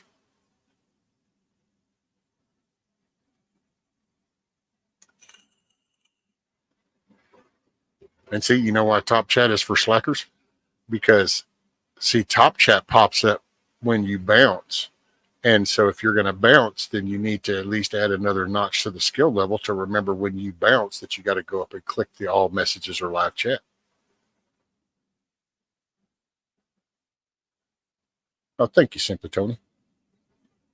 Man, I kind of had my own little wake up call, and what are you going to do? You got to push forward. You got to keep moving on. You can't sit still and get caught up in just a mud hole of repeat, rinse, and repeat. So I just figured you got to start pushing forward. I'm going to try to see about getting some T-posts drove in today, at least where I'm kind of going to want them. And then when my son comes over, I'm going to get him to finish hammering them down in, because that was kind of a challenge. Attempted to do that. That didn't go over so well. I thought it would be simple enough, just kind of grabbing it and just kind of, but oh no, that motion was like, that sent shock waves. So yeah, that didn't work. So all I'm going to try to do is I'll stick them in there, tap it a little bit just to get them to stand there where I'm going to want them, and then get him to drive them in when he comes by. Then I'll hang some fencing. Then I'll start working on getting the coop moved over to there, and then I got to start trying to, because I'm just going to make them a permanent spot up front. That'll be on the southern side, so the northern wind will come from the back this way, so that'll protect them in the winter time.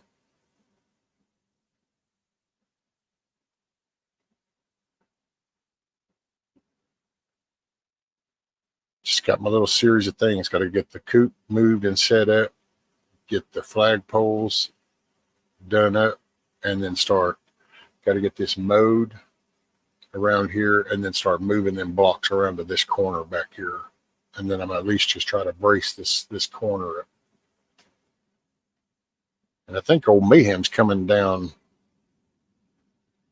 next weekend? Is it next weekend? It is next weekend. I think he was going to try to come down next weekend, and we'll have to see where it stands. Hopefully I can get at least most of this mowed, and we'll just focus on cutting up that tree that fell out there. But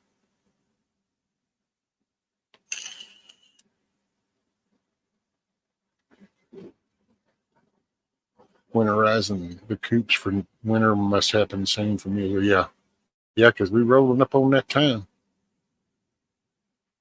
Scapac haven't mowed in 2 months. Grass finally green again here. Thank you, Lord, for the rain. Oh, Lord. Grass is thick as shit around here. Next weekend. Right on.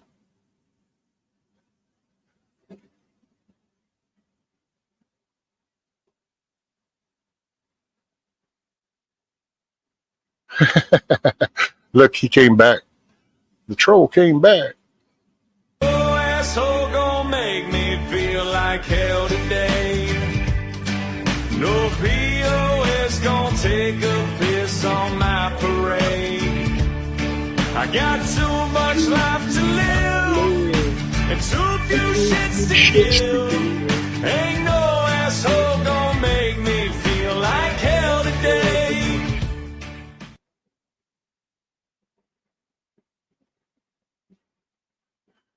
And actually, Buddy East Coast, I didn't tell him who you can have on his channel. I just simply said that damn, what is the dude's name? I know his real name's Gary.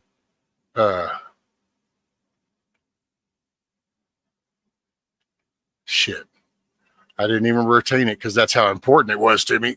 But anyway, I just simply said I didn't want to be on a panel with the dude. I got no respect for that guy. I had nothing to do. I didn't tell that man. The hell, there's Carl. Ask him. Oh, there you go. So Carl said it's Frog. And it could be, because I think Frog's probably one of the original trolls that might be on the block thing. I don't know. I ain't blocked nobody in shit now. It's been a couple of years. Whatever. Don't block him. Don't ban him. Don't do anything. Just let the little Riri type away. Hell, who gives a shit? All right, D-Dog. Take care, brother. Keep your head on a swivel. Skydive. Make it a good day. Appreciate you. There you go, Huckleberry. Yeah, you're a dude. Just got no respect for him. I mean, the man attacked somebody's wife right here on my channel. I got no respect. That's my biz. You do you, boo.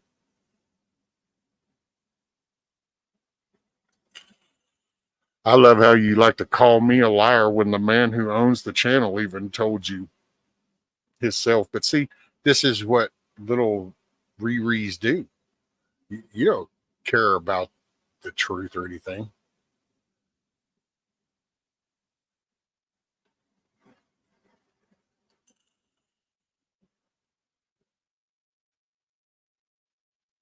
Greasy little troll fingers smoking up the keyboard, right, Savage? I like Tuck. If you're going to call someone a liar, you should know how to spell liar, right?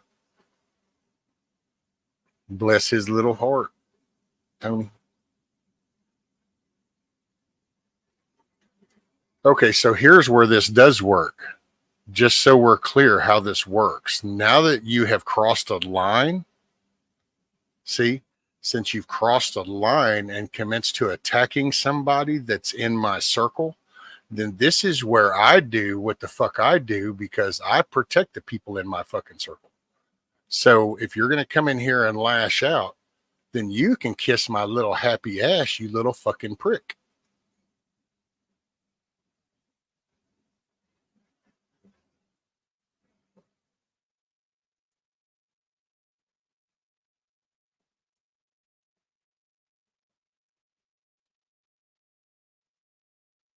So that's just how that shit goes. And you want to come at me, I don't give a shit.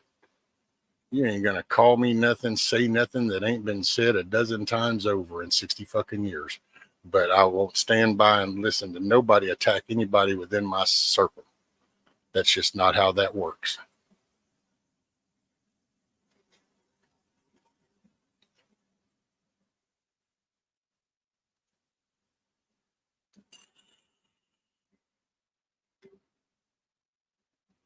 So now that we're back to square one, we can pick up where we left off. Yeah, I just think that's so shitty, and it's chicken shit. And people can do, and I'll say this up front, because all the little First Amendment shit. First off, don't show lack of knowledge by throwing out First Amendment when it comes to another individual. That means your lack of knowledge of what that implies. That was for the government. So in somebody's YouTube channel, they create it, they get to monitor it, they can decide what they want in there. You know, that's just how that shit works. I personally, I don't care what you call me, what you say about me. It doesn't bother me, but you're not going to attack people that are in my circle. So that's where I draw the line.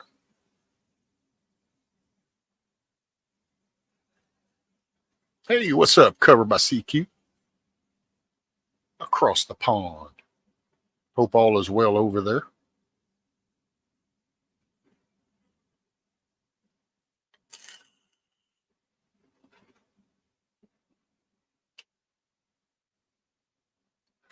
Yeah, I will say people seem to get this whole freedom of speech thing twisted. And it's like, man, you're always free. I don't even understand. Before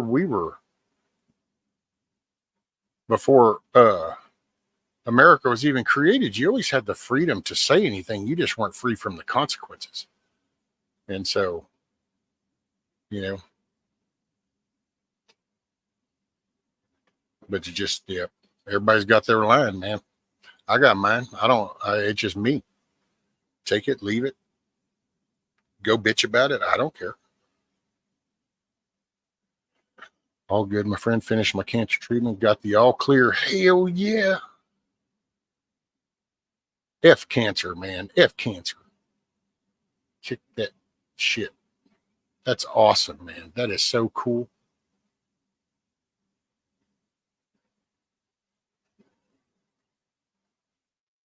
Power is out. Good thing I have a couple of portable chargers. Right there you go, Eric. It's your chat, your house. Stadium Park. That's it, Tuck. Well, that's what I used to have. You know, okay.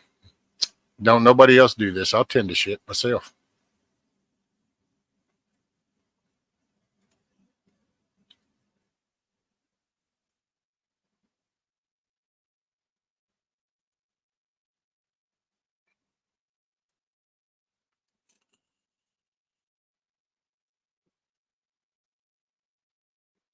There. Gave Frog me chances to be nice. I'm done playing. Oh yeah, Carl. I ain't got no. I said it there on Indies. That's why he's got this stupid shit. He's just a piece of shit.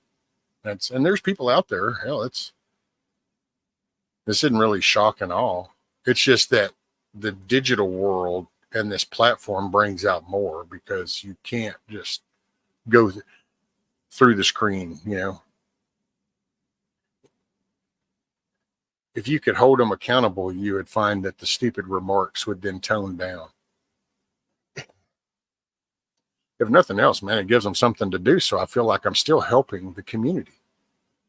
Because think about it, he's getting physical exercise. He's having to create another account. He's using what little bit of the fucking pea brain that's up there, but he's exercising some of it to type some words in. And then he's having to exercise the effort to come in. So I'm still doing a positive part for my community. It's kind of like troll physical fitness.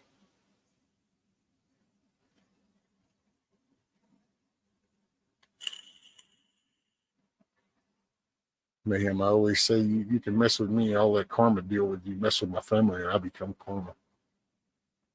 Well, it's just that's, you know, everybody's got their own take on life. Mine is I by nature want to protect the people closest to me and that I'm close with. So that brings out that side of me.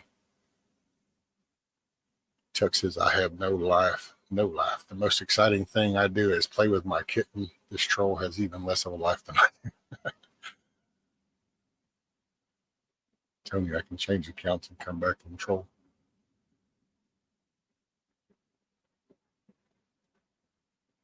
Carl, the weirdo, is focused on me. He should meet me in person if he's so enamored, right? A basement dealer with grape soda and Hot Pockets. Hey, man, don't trash on the Hot Pockets, though, Moose Man. Why you got to throw the Hot Pockets in the mix?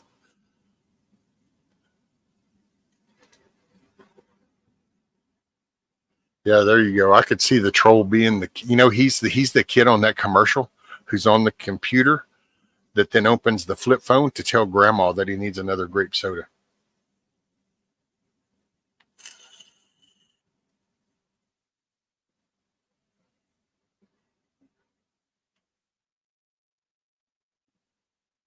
So it says, man, what to do? I can't find information on if my pistol can handle plus P ammo. I don't want to push it. I really like my little 1911. It's my 4th of July. Well, Moose Man might be somebody to ask. I don't know, Moose Man. So Savage is wondering about some information on his 1911 being able to handle plus P ammo. You got any info? Moose Man's kind of a gun dude. Right, Tuck. His channel tiles will get shorter. Start wearing them finger muscles out and be like, oh man, another one.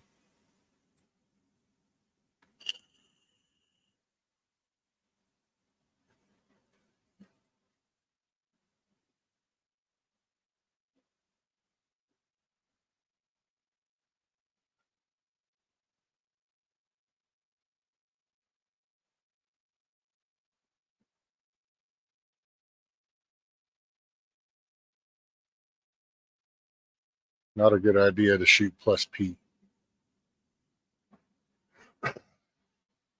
Oh, so there you go.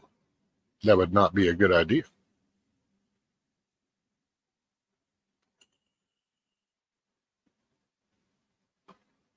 1911s are not rated for plus P ammo.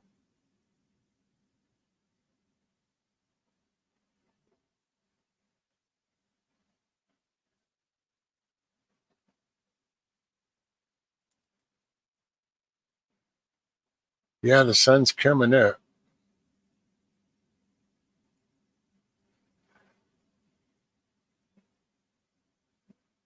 I'm also going to try to see if I can get my son to back up by the lumber that's in the front yard, and I'm just going to try to see if I can put those boards in the back of his truck to haul them across the driveway. That way I can get them out of that little area where I want to put the chickens.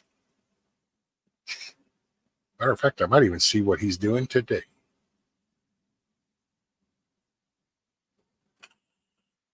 A grape soda, 2-tone snack pack pudding, and a generic pizza rolls is probably his daily diet. Mayhem, that's his diet. I have all kinds of old school ball ammo. Good for most anything. My little 3.5-inch barrel is feeling a little inadequate. Started getting exotic ammo. It runs 185 plus. You're all right, but buffalo boar is hot. Oh, I bet.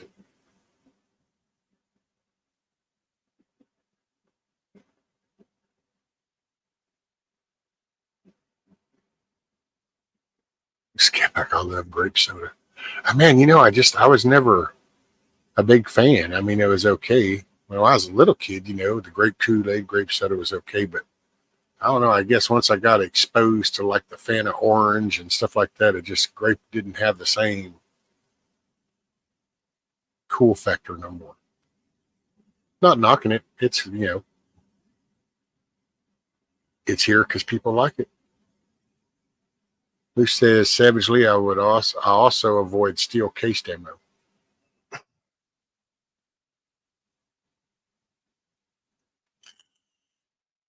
Yeah, what is it? Most the ejection grip and the way it does the ejection doesn't always do good with the steel. Brass is a little bit easier or better or something.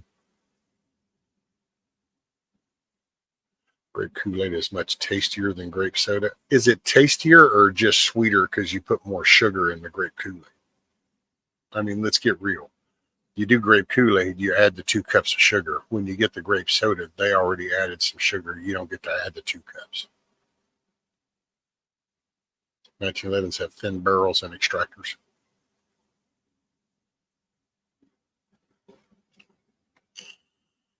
Coffee. Tell me, the more you pick on me, the more you love me. I know this.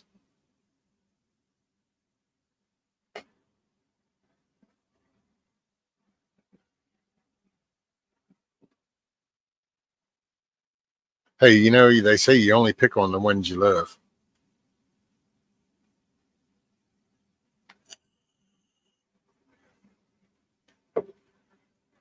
Son, whenever I met the missus, man, that woman, she would add a little tea to her sugar. I used to even tell her, because, man, you could even, after she would make up a pitcher of tea, we'd have a guys that'd be, ooh, boy, it's got kicked. Set it in the fridge and go back in a few hours to get you a glass, and there'd be a sediment of sugar on the bottom. You'd have to stir that shit back. When she started cutting me back on my coffee, I started cutting her back on all that sugar. I don't drink it. I drink unsweet tea nowadays. It's a health thing. I do enjoy sweet tea, but unfortunately, I do unsweet. At first, I started off with what they call half and half. I do half unsweet and half sweetened. I haven't tried a Plus P yet. I have 2 boxes of Tula through my CC, no problems, but I'm done not making a habit of it. People must really love me then. Right, coffee? They do, see? But you got a friendly personality.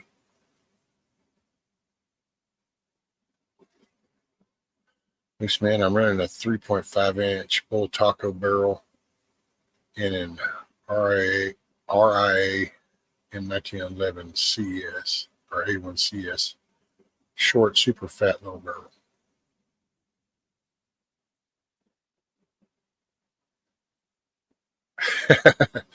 She doesn't believe you, Mayhem, until you pick on her.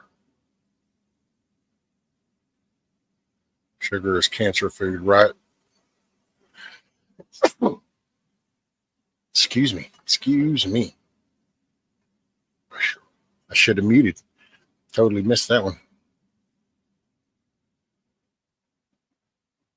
How's the house coming along, coffee? What do you mean the house?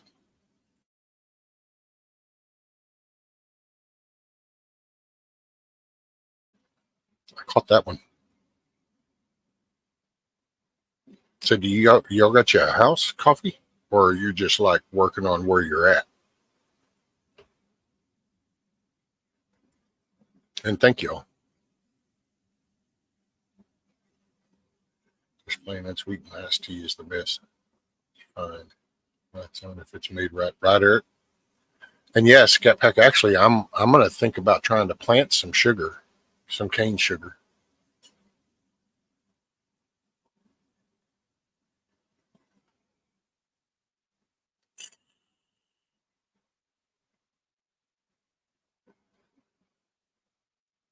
I went to a boxing match the other day, and a hockey game broke out. Right, a little hockey with your boxing.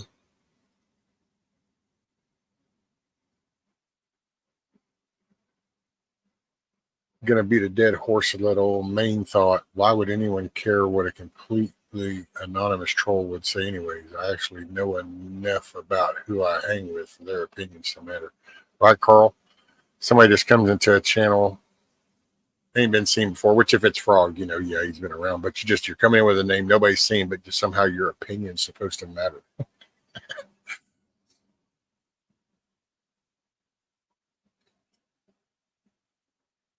I use sativa.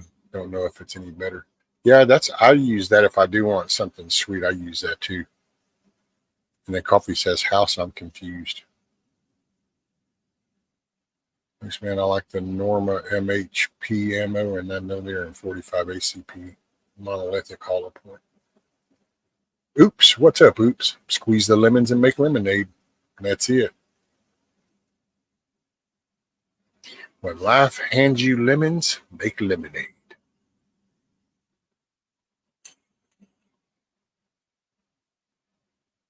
The Mayhem Coffee doesn't live in a house. She lives in a tin can, and it says folder on the side.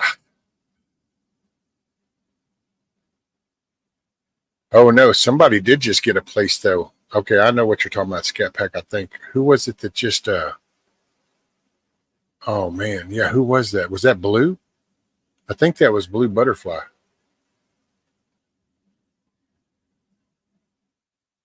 I think it was Blue Butterfly. She got her property and her building put on it and stuff. And I think it was her.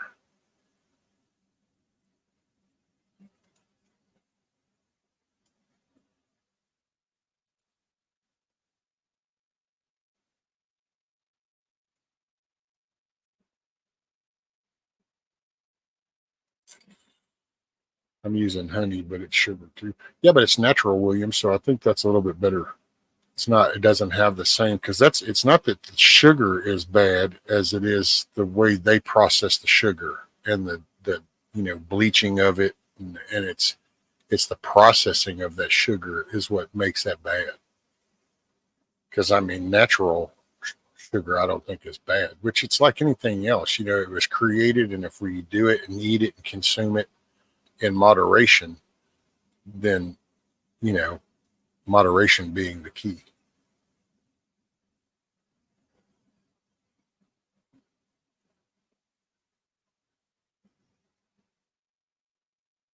Went to high school, found out sugar mill, the stench would go for a mile or right. Still makes me ill when I run it. Oh, damn, savage. I use unprocessed raw local honey. Quit using sugar in my coffee years ago, and I do feel a lot better. There you go, Carl.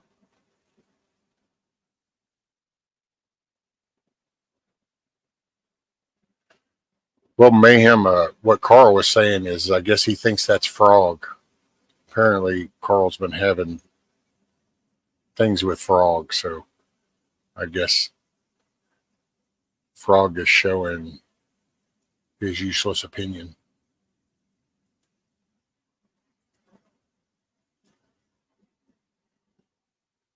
Honey has health benefits for sure. Oh, yeah. Especially your local honey, because that's your bee pollen, your local bee pollen. So on your allergies and stuff like that, it helps with your local stuff.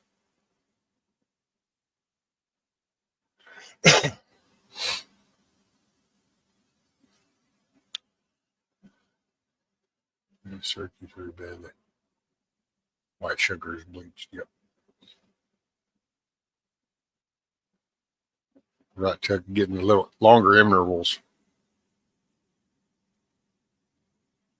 I had this plan for a while, it seems, by the dates of the channel. Oh, it's probably stuff that they've made. Hell, he could have made those up back when I pissed him off on Indy's channel that night when he was being a piece of shit. I haven't been live, so he hadn't had really an opportunity to come at me. Probably broke his little heart when he missed me the other day when I went live and was like, oh, I missed my opportunity.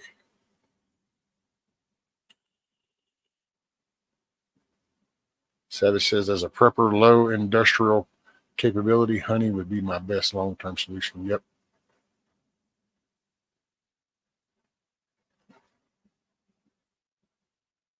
Honey never goes bad either. Yeah, just all you gotta do is stir it up.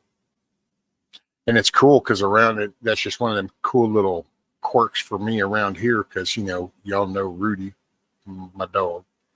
He's my other kid. Well, the honey place that's down the road, that's the name of the honey, Rudy's Honey.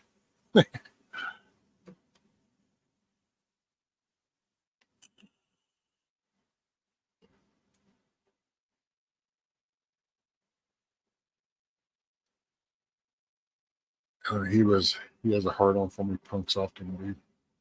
Oh yeah, that's, you know, well, they've got nothing in life, so if that's the one thing they see, then that's all they'll do, you know. That's what they focus on. They try to get into your day-to-day affairs to, you know, interrupt that because it makes them feel better. They're worthless and useless, and they want to bring people down to that so they don't feel so lonely.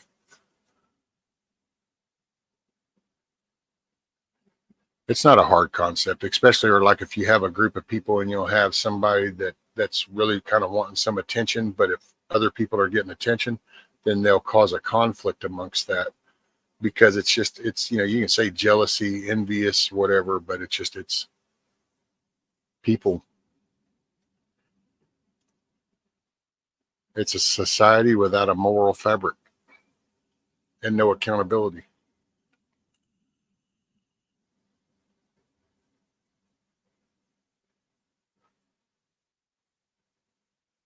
Seems like a deranged hobby. It is, Tuck. It's pretty much, it's a socially deranged, you know, disconnected.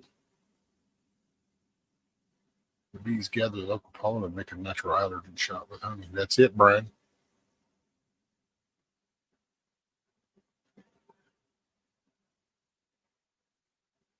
Some extra beeswax. Hey, you know what? Papa's Farm, which he's got bees. There's that Casey Little Owl has bees. Who else has? Oh, Dusty Country Roads. They have bees.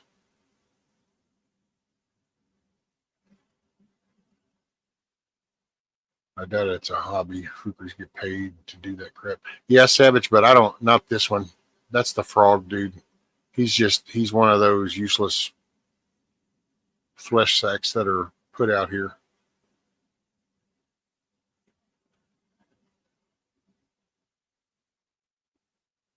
On my way to, hey, Miss Amy, on my way to work, I pass 4 out of 5 properties with bee boxes. A couple of times I stop and watch them gather the honey. Sprayed something to make them dormant. Anywho, it was cool to watch. Yeah, they smoke them. There's a smoke that they'll put in those little smokers, and they just drift that across them, and it kind of chills them out. A control in the open without creating 100 worthless. Yeah, Scat Pack. They use smoke to make them behave. Hey, what's up, Rank 2000? Yeah, you're still here. Still not here. I had really bad allergies as a kid. Had to get shots and all. I outgrew them now.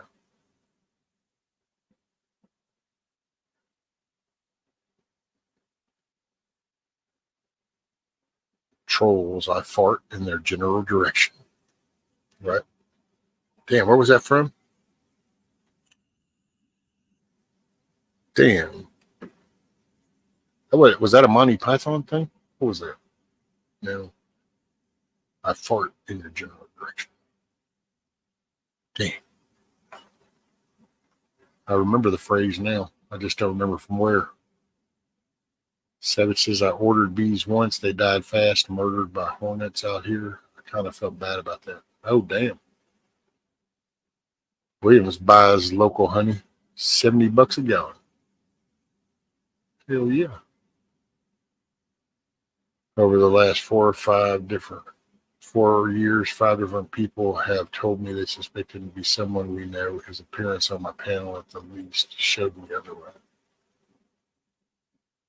Skep Pack, I make a mineral oil beeswax mix for cutting boards and bowls. It's food safe, darkens, and protects the wood.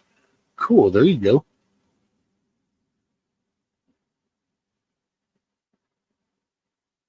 Damn, Mayhem's back.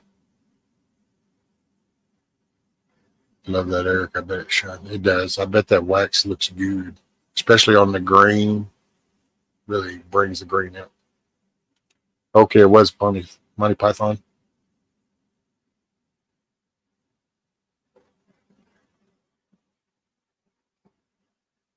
Yeah, TV was different back then. Plus, it wasn't all consuming. You know, hell, growing up, TV was just, matter of fact, you'd watch a show, but it wasn't, most people didn't want to be inside watching the damn TV. Well, ain't that something? Now that's all people do is stare at screens. I keep several gallons in my pantry. Hell yeah.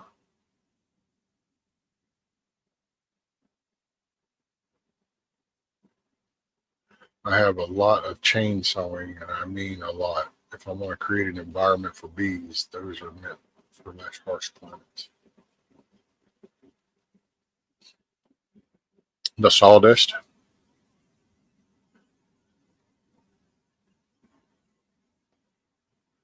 I bet they like that sawdust. Okay, Eric.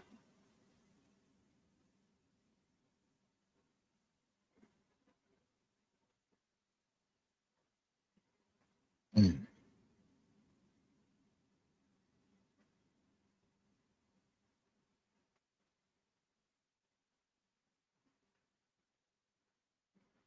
I'm only half here. Boat is being picked up, and I've had to talk to several people we're trying to chat to.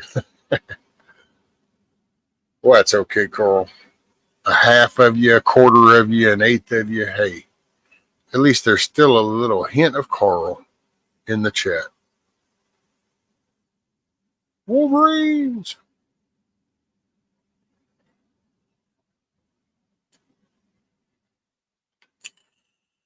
Yeah, I might see about trying to get one of those little decks of those cards and try to play that game or something. I'm trying to figure out some stuff to do. I just want to kind of bring a little morning environment. I'm trying to figure out how to do it. I'm just I think I need to do it. I'm just not fully into it. So it hasn't been like, man, this is what I need to. So I need to focus on figuring something out. Excuse me. We have a lot of fall festivals going on around here. I love it. Apple butter, honey, pumpkin patches. Shoot, yeah, Amy. Yeah, my granddaughter's coming down this weekend, and I think we're going to try to go to the pumpkin patch for some pictures and stuff.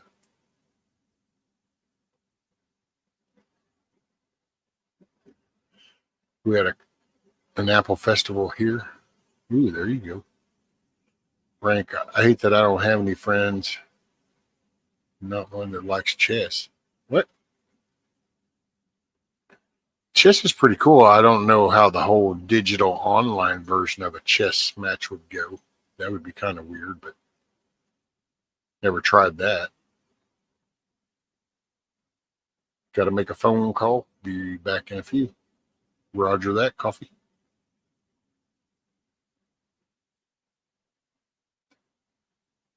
Carl loves chess. I like chess. I actually like chess better than checkers. Man, I like dominoes.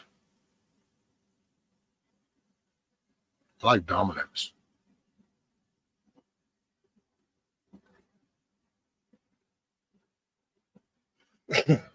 I'm not taking you to the pumpkin patch. We are not doing pictures in the pumpkin patch. It's just not happening.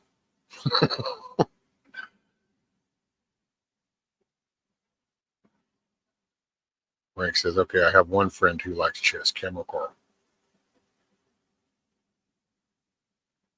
So even though I said I like chess, I guess I don't count. I see what's up.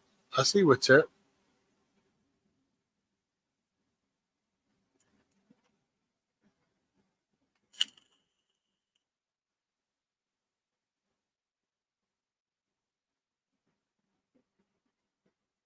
I mean, we've had amber waves of grain around me the whole 13 years I've moved back to Oklahoma. But this year, crops are few, look crappy, and the Red River went dry for months.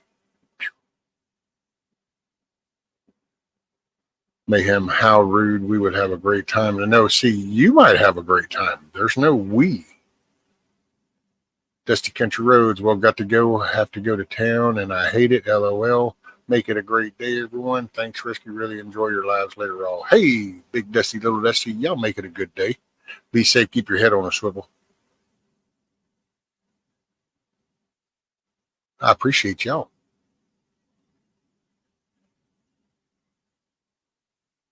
Frank, I wish I knew a game I could play people online. Savage says I prefer dominoes. Yeah, dominoes rocks. Mad Shad loves chess. Frank says you're not my friend. Rescue your family. Oh, well, thank you, buddy. Red River here has been low but not dry.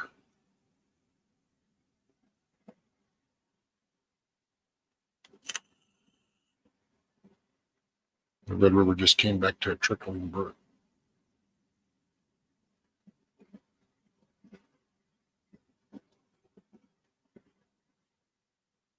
$140 I can go get fried catfish breakfast. You got to wait 140 minutes? Holy crap.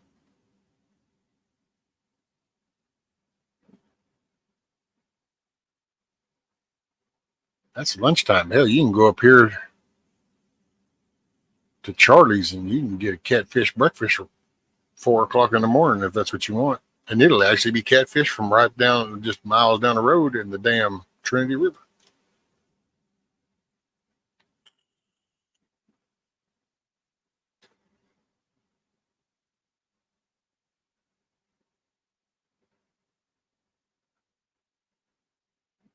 Right, catfish here. 140 minutes is lunchtime. Right, Brian? That's what I'm talking about.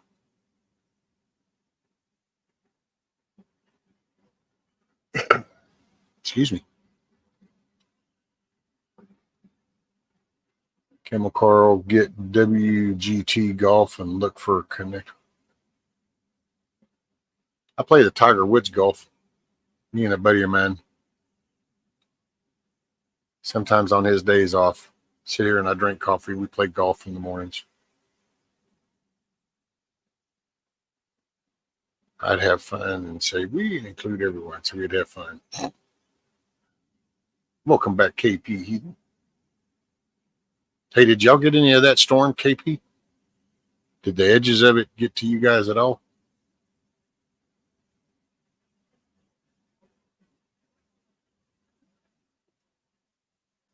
Let's see.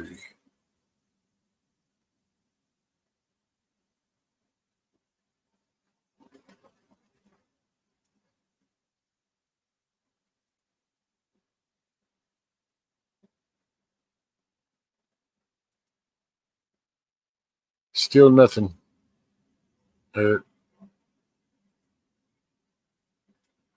I'll keep checking it. Might take it a minute. Just a light wind. Cool.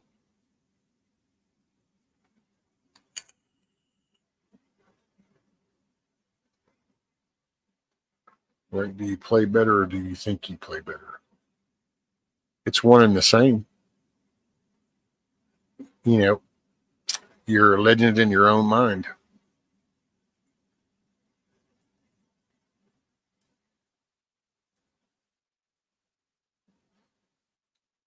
William got 60-mile-an-hour winds for 12 hours. Well, I'm glad you guys came through it. I feel for them people that were in that direct path.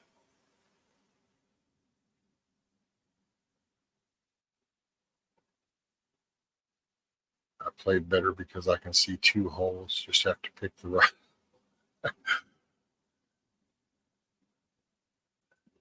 It's funny you say that, but just on a side note, there's a war game that I play, and one of the effects is if you're getting shot, you take trauma. Well, during that trauma, if your blood loss gets so low, then your vision starts to get screwed up. And that's one of the effects is if you see any more enemies, then there's going to be double vision. That's when you spray and pray. It's one of them. I just shoot both of them.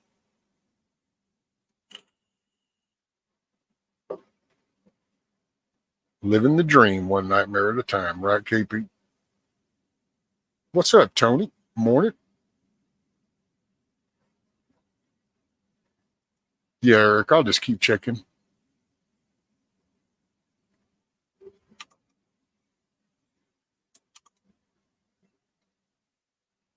Keep refreshing. Eventually it'll come in.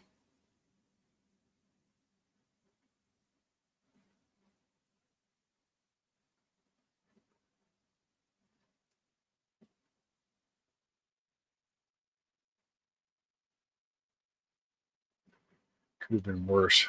Land hit me hard 2 years ago.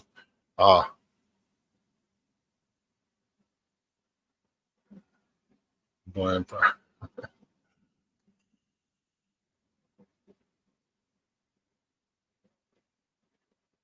Ghost Recon SM. Yeah, this is Gray Zone Warfare is the game. I don't know if anybody's checked that one out. It's still in the alpha stage,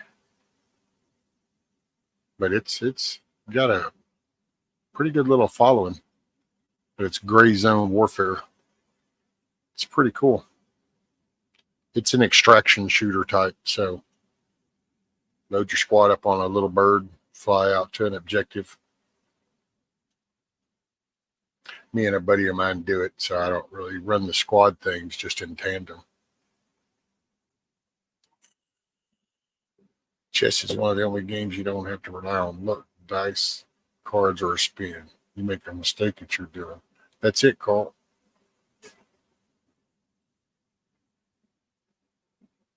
Because I don't know if I still got a picture for you I haven't sent. Dang it, I forgot it's in the spare room.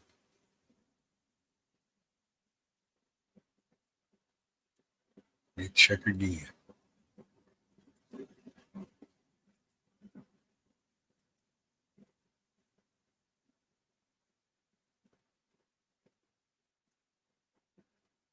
Like 2000. Shit, it took me a week to get mailing down, rain, close the roads, pure hell element. I'm kind of here wandering off. I have some work to do today. I have to head to town and get some plumbing parts, fixing up my trap house. So many people moving here. My little town is filling up.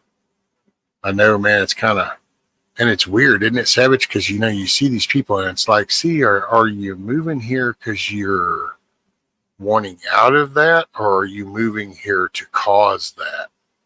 You know, it's like, why are you here? Why did you move? To get away from the problem or to create the problem? Yep, still kicking. Coffee.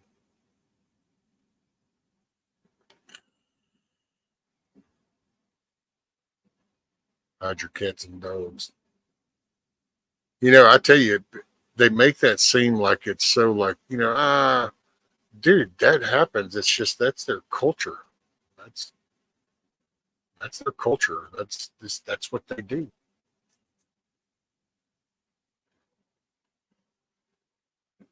No, he's not, right?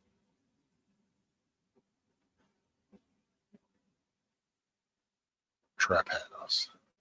Yeah, Moose, a trap house. Yeah. Oh goodness, the lady I work with, niece sent her a video of her trapped on the rooftop. Floodwaters have her refrigerator floating. Holy crap.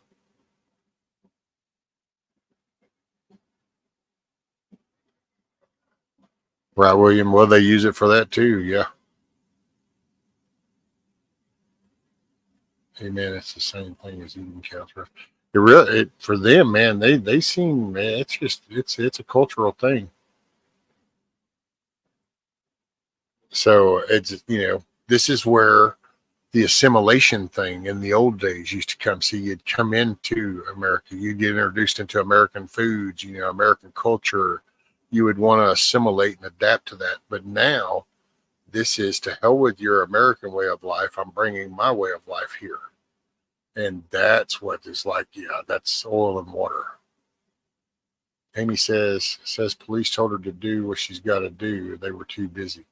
Well, I heard there were some areas that were under evacuation, but they told the people that if you're staying, then to actually even write your name, date of birth, and stuff on your arm. So if something happened, they would know who to contact and who you were. Of course, people sounded like they were shocked, like, "Oh my God!" And it's like, well, that's actually a identification. Yep. And that's me here. I never evacuate. And I say that we did evacuate when the kids were little one time because we were out of power for like a month. And so we ended up leaving here and going over, got my mom and went over to our friends, and we all just kind of huddled up together. But other than that, I don't evacuate. I stay here and figure it out. This is my home. Where else am I going to go? Yeah. I know a few cats I'd like to donate. Oh yeah. Hell, they could have their fill. Come down and get the Luby's buffet down here. Seta says, I have a rental house. I get offers every week for months now. People moving here, getting out of the closest city. Moose man, that's what I call it. It's such a piece of shit. I hate it.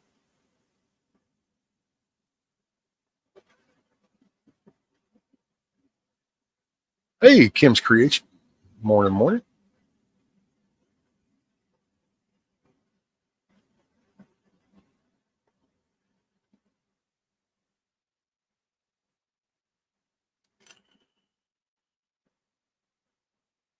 It is, Amy. I mean, that's, I guess it used to for people, but we used to take the dead military wise. You tie your dog tag into your shoelaces, and if you got taken out, then they would take your dog tag and put it in between your teeth and shove your jawbone up so it would have your dog tag in between your teeth. There's all kinds of weird stuff like that, but it's keeping track of who's who. As so many people get their blood type tattooed on their arms, so that way, in an emergency, people know what to do. You got the bracelets. It's just got to face the reality. There's quite a few places in Florida where people should not live. I'm not trying to be mean. Geology and hydrology are what they are. Yeah, that's probably where I'd make people upset.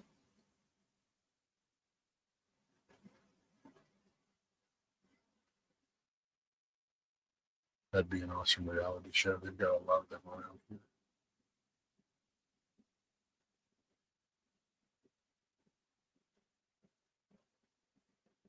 People live right on canals. Storm surges can cause canals to breach your banks miles inland through hydraulic action. Oh yeah, we've got the Trinity River. That's what floods this. Whenever I did the footage of the flood, that's what caused it, because the river came over its banks. Because they opened all them floodgates on that lake, and the surge comes down and just overflows the banks. I have my blood type written on my motorcycle boots and my helmet. That's it. I mean, that's depending on the life the position in life you're at, What's up, Matt? Good to see you. It's my wife's uncle before he passed a year ago. God rest him in his house. It's a pain in my arse. It's old, needed everything, but it's an opportunity to prosper and help someone. Metal spawn. Morning, ma'am.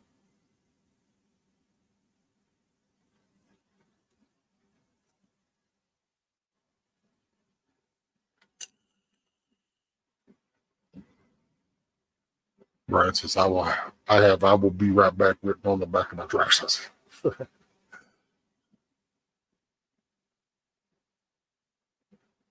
No record of my blood type. I don't even know if I died. No, I forget what the neutral. I forgot what the neutral type was. I've been kind of out of that for a while, the longest while.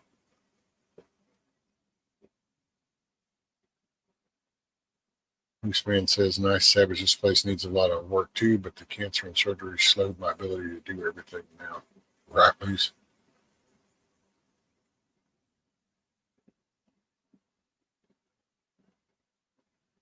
Oh, there we go. Oh, negative.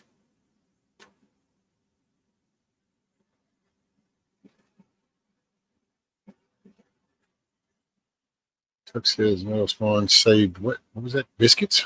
Saved 2 biscuits and some scrambled eggs. Man, if you had biscuits, why did you do scrambled eggs? You should have done runny eggs. Then you could chop up the others with the biscuits. Brad Barton. I've never heard of him, William. I don't know who he is. What kind of channel? Chocolate. Skip back and use chocolate cake. My blood type is Coca-Cola. Coffee first. I remember mine because it's the first time I ever got an A+. Oh, Lord, have mercy.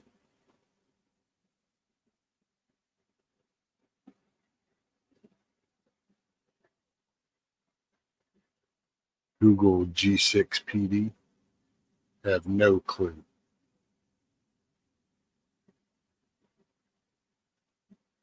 When I got my blood type checked, I hoped it was O negative. It's not. So I'm still useless.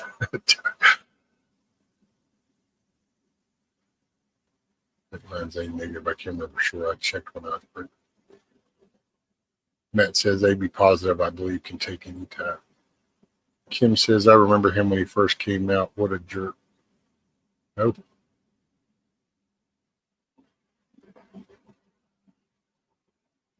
Little talk show on Bumble. Oh, on Rumble.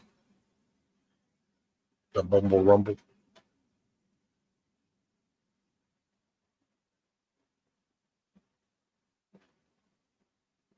Oh, Kim says he apparently lied to people and then he admitted it. This man says mine is Red American. That's all I know. There you go, Scat. Mind over matter. If you don't mind, it don't matter.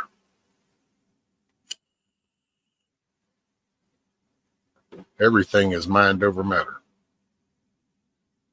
If you don't mind, it won't matter. B+. It's not just my blood type, but my outlook on life.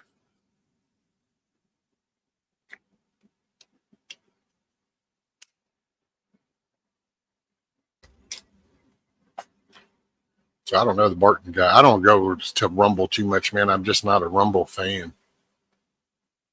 You know, I'm just not a big fan of their layout. And until they fight the battle to where they get pre-installed on all these devices, they're never going to take over YouTube. You know, it's there's one thing about being the grandfather to anything is you're the foundation. Well, they're the foundation. They're pre-installed on all these devices, TVs, tablets, phones, the browsers, everything, just YouTube. So until they fight that battle, kiss off. You got any of your test results back yet? No. I checked yesterday, and apparently all I got told was he's not going to discuss those over the phone, that I needed to come in for this conversation. So I don't know what that entails. We shall see. I think it's next Wednesday, depending on how things work. You know, it just depends on how that works.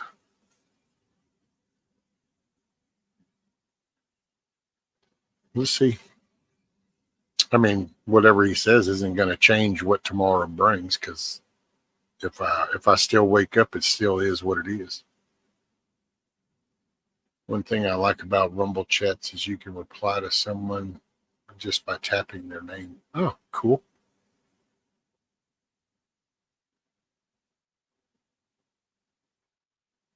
I hate when they ask to talk in person.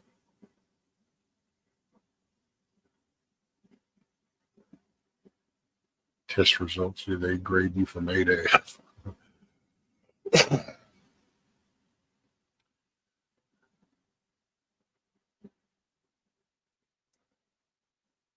That's, I don't know what it's going to entail. So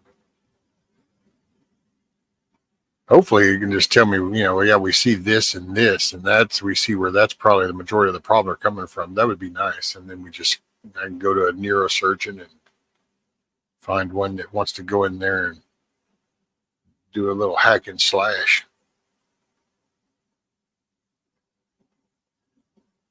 Like my cell phone, Facebook is hardwired into it. It cannot be removed. I hate Facebook. Right, savagely. So many of them things are so they've made the deal, so they're embedded.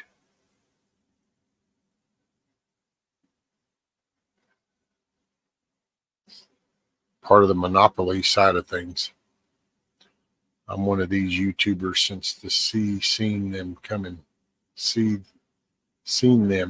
and seen them go. He's a life coach. He tells you what you want to hear to make you feel better. Oh. Well, I mean, I'd like to tell you what you'd like to hear as long as it's within rational sense. But if it's not rational, it's just not rational. It's nothing personal. And it's only my opinion, so it doesn't really, it tell you with a grain of salt, anything I say. I can tell you what I think. I can tell you what I've experienced. And I can tell you what I know it. And I guess the current way to phrase that is my reality. That's I don't know. There's just my fucking opinion, and then there's reality. The sun is coming up. That's reality. It's not an opinion.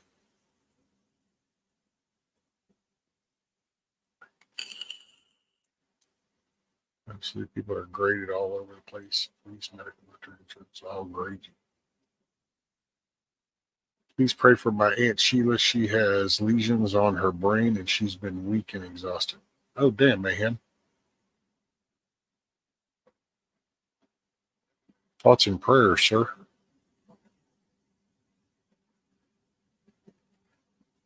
Tuck, I don't need a life coach. I need $500 million, a helicopter, and what? In open airspace. I live my life being irrational. Well, according to my hubby, anyway.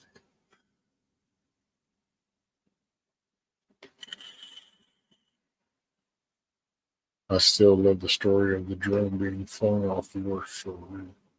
Oh, yeah. That wasn't a comment. Oh, the Barton guy. I hope that nobody ever thinks I'm some kind of life coach, because, man, I ain't no life coach. If anything, I'd be damned if I'd ever try to get up here and tell you the way you need to live life. If all I can do is get up here and tell you what I would not do to live life, you're not going to like the results. That's not the best I can do.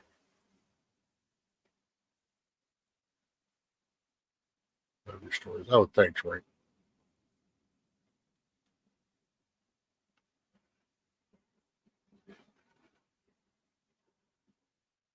So much unabashed pornography on Facebook. I know, man. Savage, and it's so blatant. I don't know.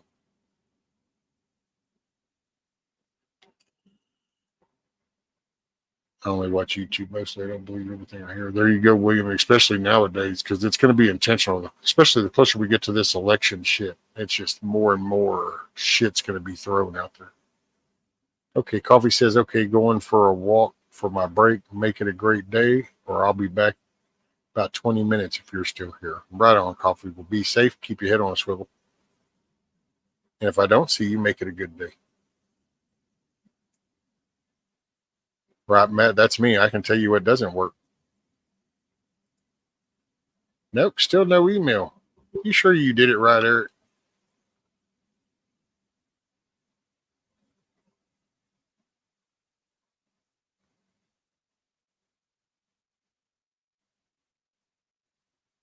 I don't think you typed it in right, Eric.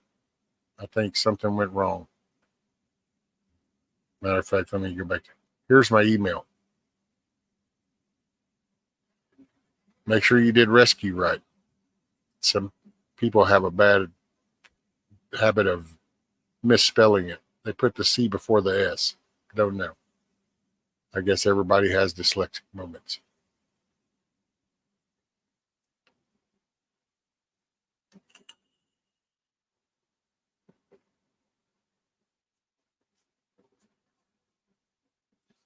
Okay.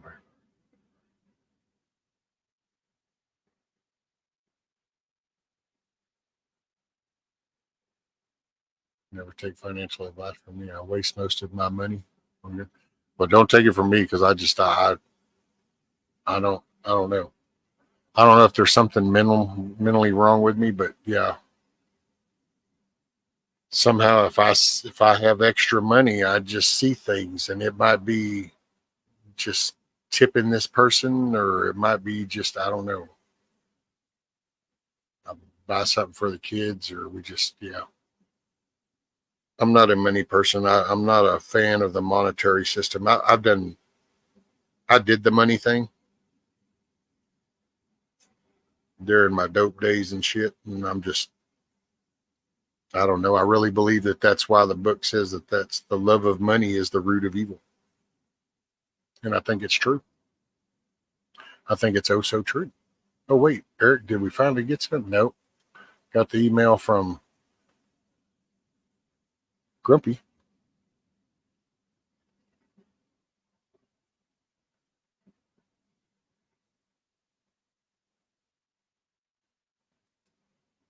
So, yeah, Eric, check the email.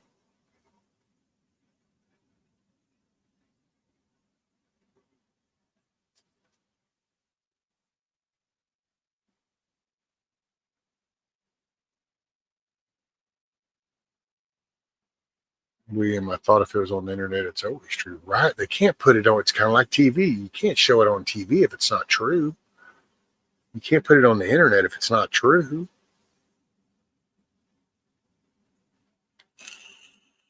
And the scary part is that I think there's actually people that believe that shit. That's the scary shit, isn't it?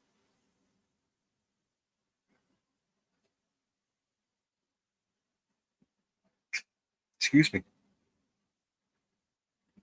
Right, Mayhem? I think the money is the root of evil, but it's not. It's the love of it.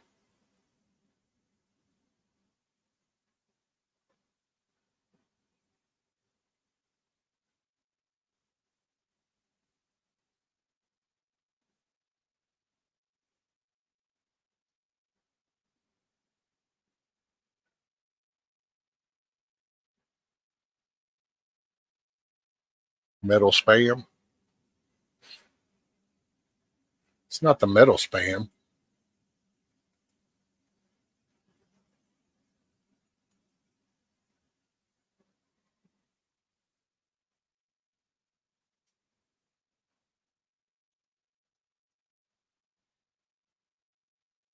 Trying to hang in there till we get the email, show some pictures.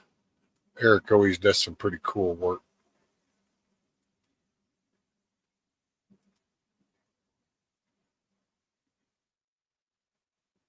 I am responsible. Really pay my bills, take care of my animals, save for the future emergencies. But I am looking for a new revolver. Oh, okay. The metal spam.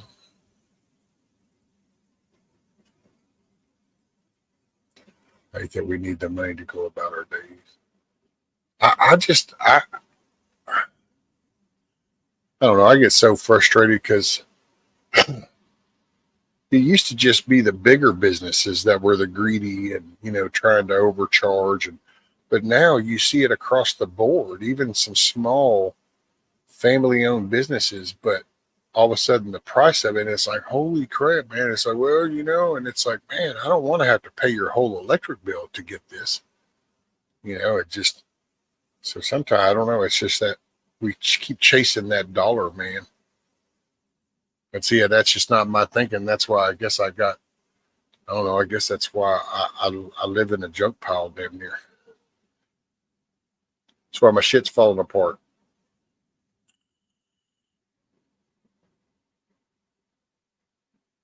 I'm on unlimited data.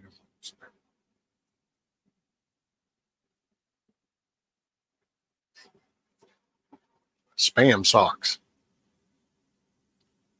Power's back on. Woo-hoo. There you go, Eric. Now you can start charging everything back up. Eric, have you looked into Starlink? Yeah, but I think that's kind of expensive to get started, isn't it?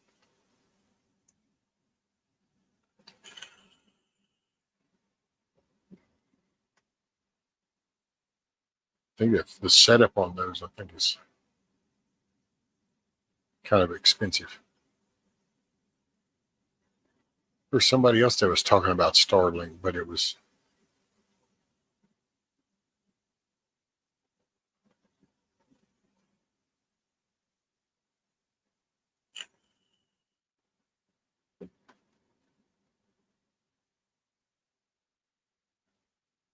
$600 to buy the equipment.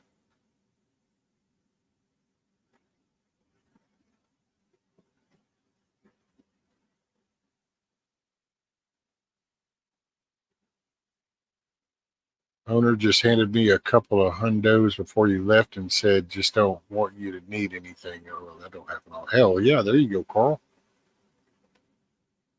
Well, it pays for him to have you there looking out for the place. He can do that with no worries now.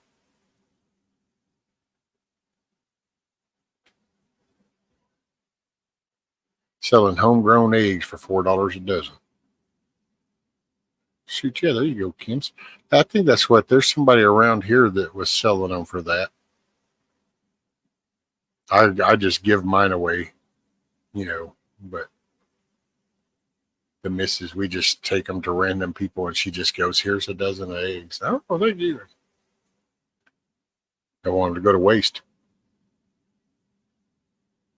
But once you have it, it's really inexpensive. Oh, okay.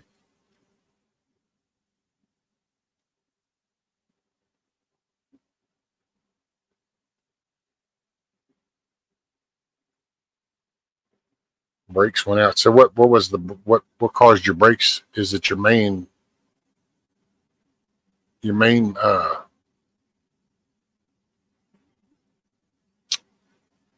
actuator, or is it each caliper? Is it the calipers that went down, or the pads, or?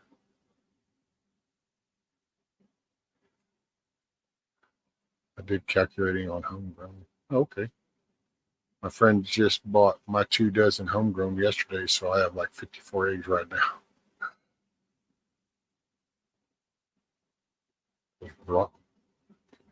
Oh, there you go. Need to hire a maid to clean my house. $150 a week. Holy crap. Cost 45 cents a day to feed 5 eggs. Cost me about 14 cents a piece. Eggs in the store cost about 44 cents a piece.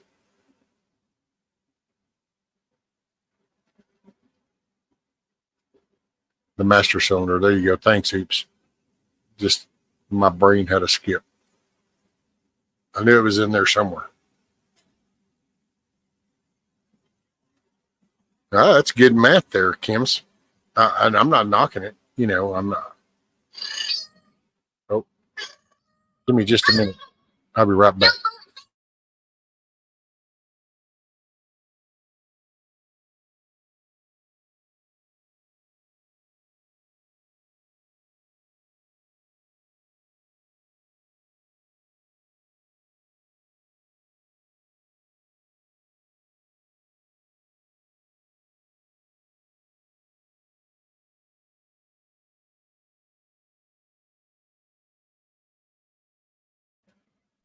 Okay, sorry about that.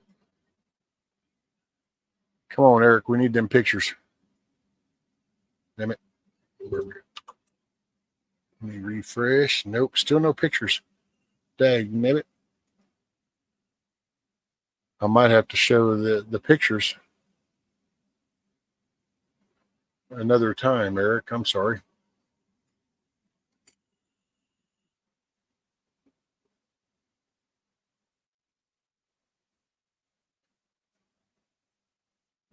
I have 6 chickens. It'd take more than $150 a day to clean my house. 3 days left in September. Time's flying. Are you going to pickle those eggs, or how long do they last? Oh, if they've still got the bloom on them, hell, the eggs you can sit right there on the counter for a month or better. Yeah, metal spawn. I check the spam when it comes to Eric. I check all my boxes. It usually takes a little bit. Just about every time he sent me pictures, it can take 10 minutes, 30 minutes.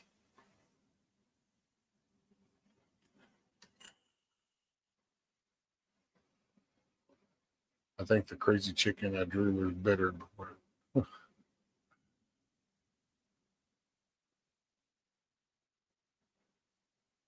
Yeah, Kiss Off, I did. I saw that. That was pretty cool, man. I didn't know he did all that dirt track racing stuff.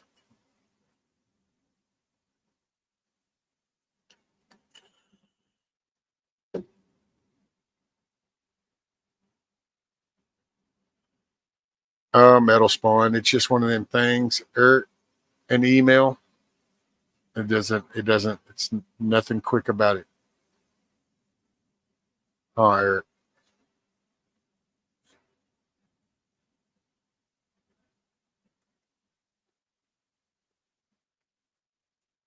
You would think, I wonder, Eric, if I sent you an email, if you replied back to it with the pictures, if it would go faster. Simply Tony says, got to run, y'all. Stay vigilant and ungovernable. Make life hard on them to put you in the FEMA camp. Hell, just don't go to no FEMA camp, Tony.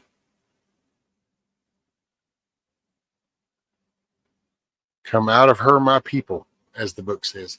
Hey, make it a good day, brother. Appreciate you stopping by. Hopefully you had a good time this morning.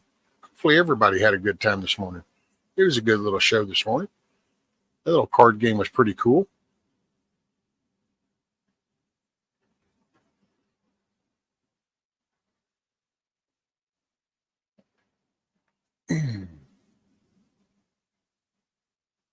Been appreciated, Rock's best moral boost I've had in a while. Right, Carl? Letting know somebody actually sees, you're trying to do good stuff, it just kind of puts a little pep in your step, don't it? It's kind of nice to be noticed. Right, Mayhem, Eric and emails is like getting Congress to pass a bill to close the borders. Yep.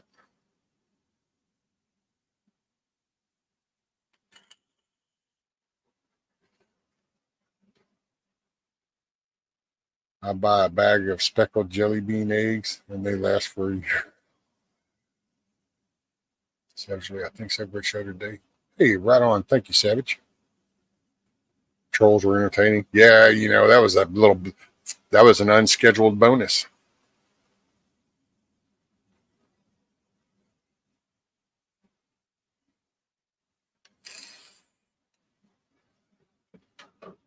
I stirred up enough ruckus. I got to go find me a tailgate hibachi. Woo-hoo. Cook up some grub, Kims. Hey, make it a great day. He ran out of his troll accounts. That made it too much work. His one-liners weren't really having the impact he was hoping they would have. I think he was hoping for more of an emotional response, and it just wasn't happening.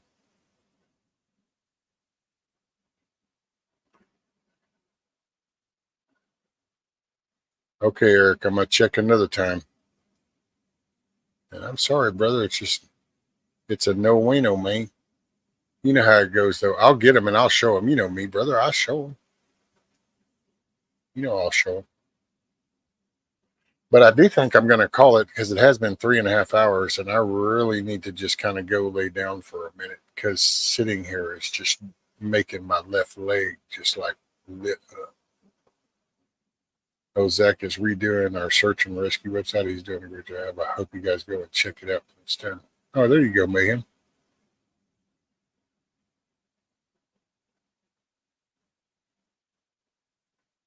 Yeah, plumbing calls, but hey, if I can fix up my old trap house, rent or sale means more money, more guns, right? More pew-pews. Hey, I appreciate y'all hanging out with me. Hopefully y'all have had a good morning. Got your day off to a good start. It's Friday. Woo, the weekend. Don't forget, I think tonight is Mad Shad's Lackluster Fridays. I think tonight, Indy has a show, I think, tonight. So yeah. Hey, just keep your head on a swivel, pay attention. Don't live in the stress. Do the best you can do with what you got. And just find content with that. You put in your all, that's all. So make it a good day. You're in the driver's seat. Don't let nobody else tell you how your day's going to be. You know what I'm saying? Make it a good day.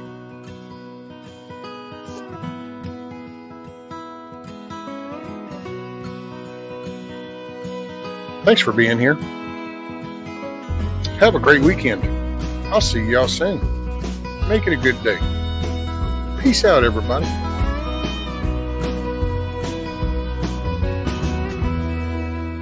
I ain't here tomorrow.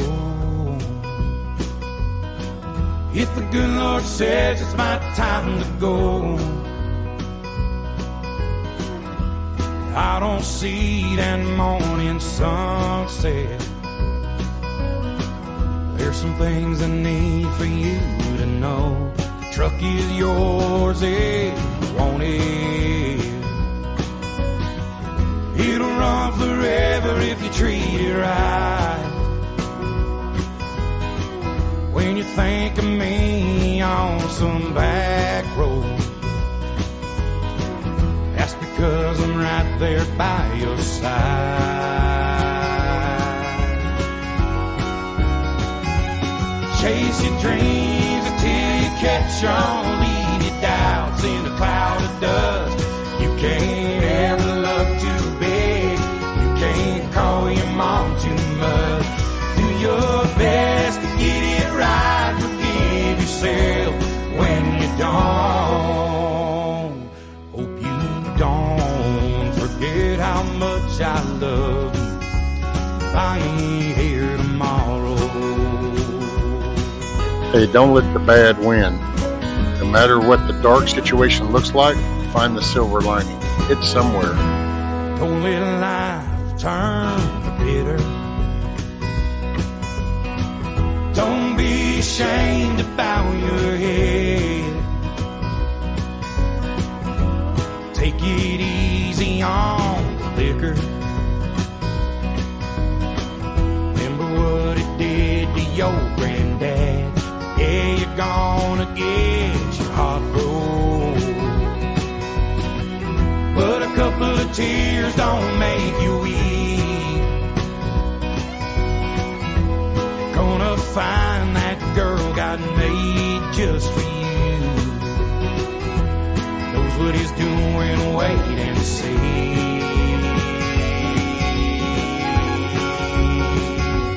Chase your dreams until you catch on. Leave your doubts in a cloud of dust.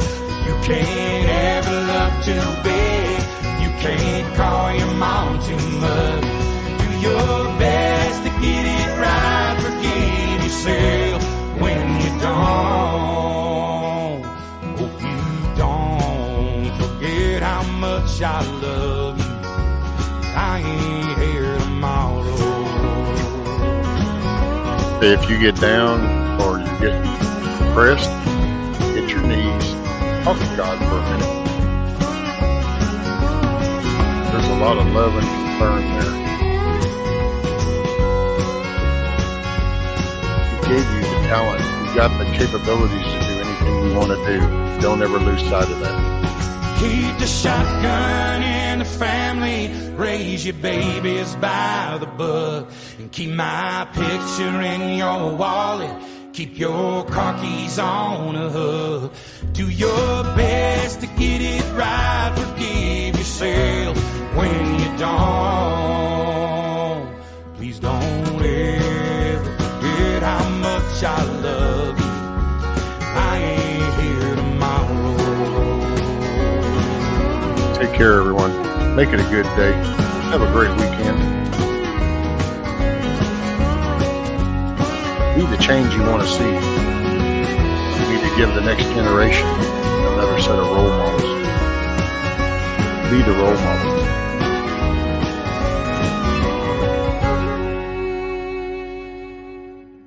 Peace.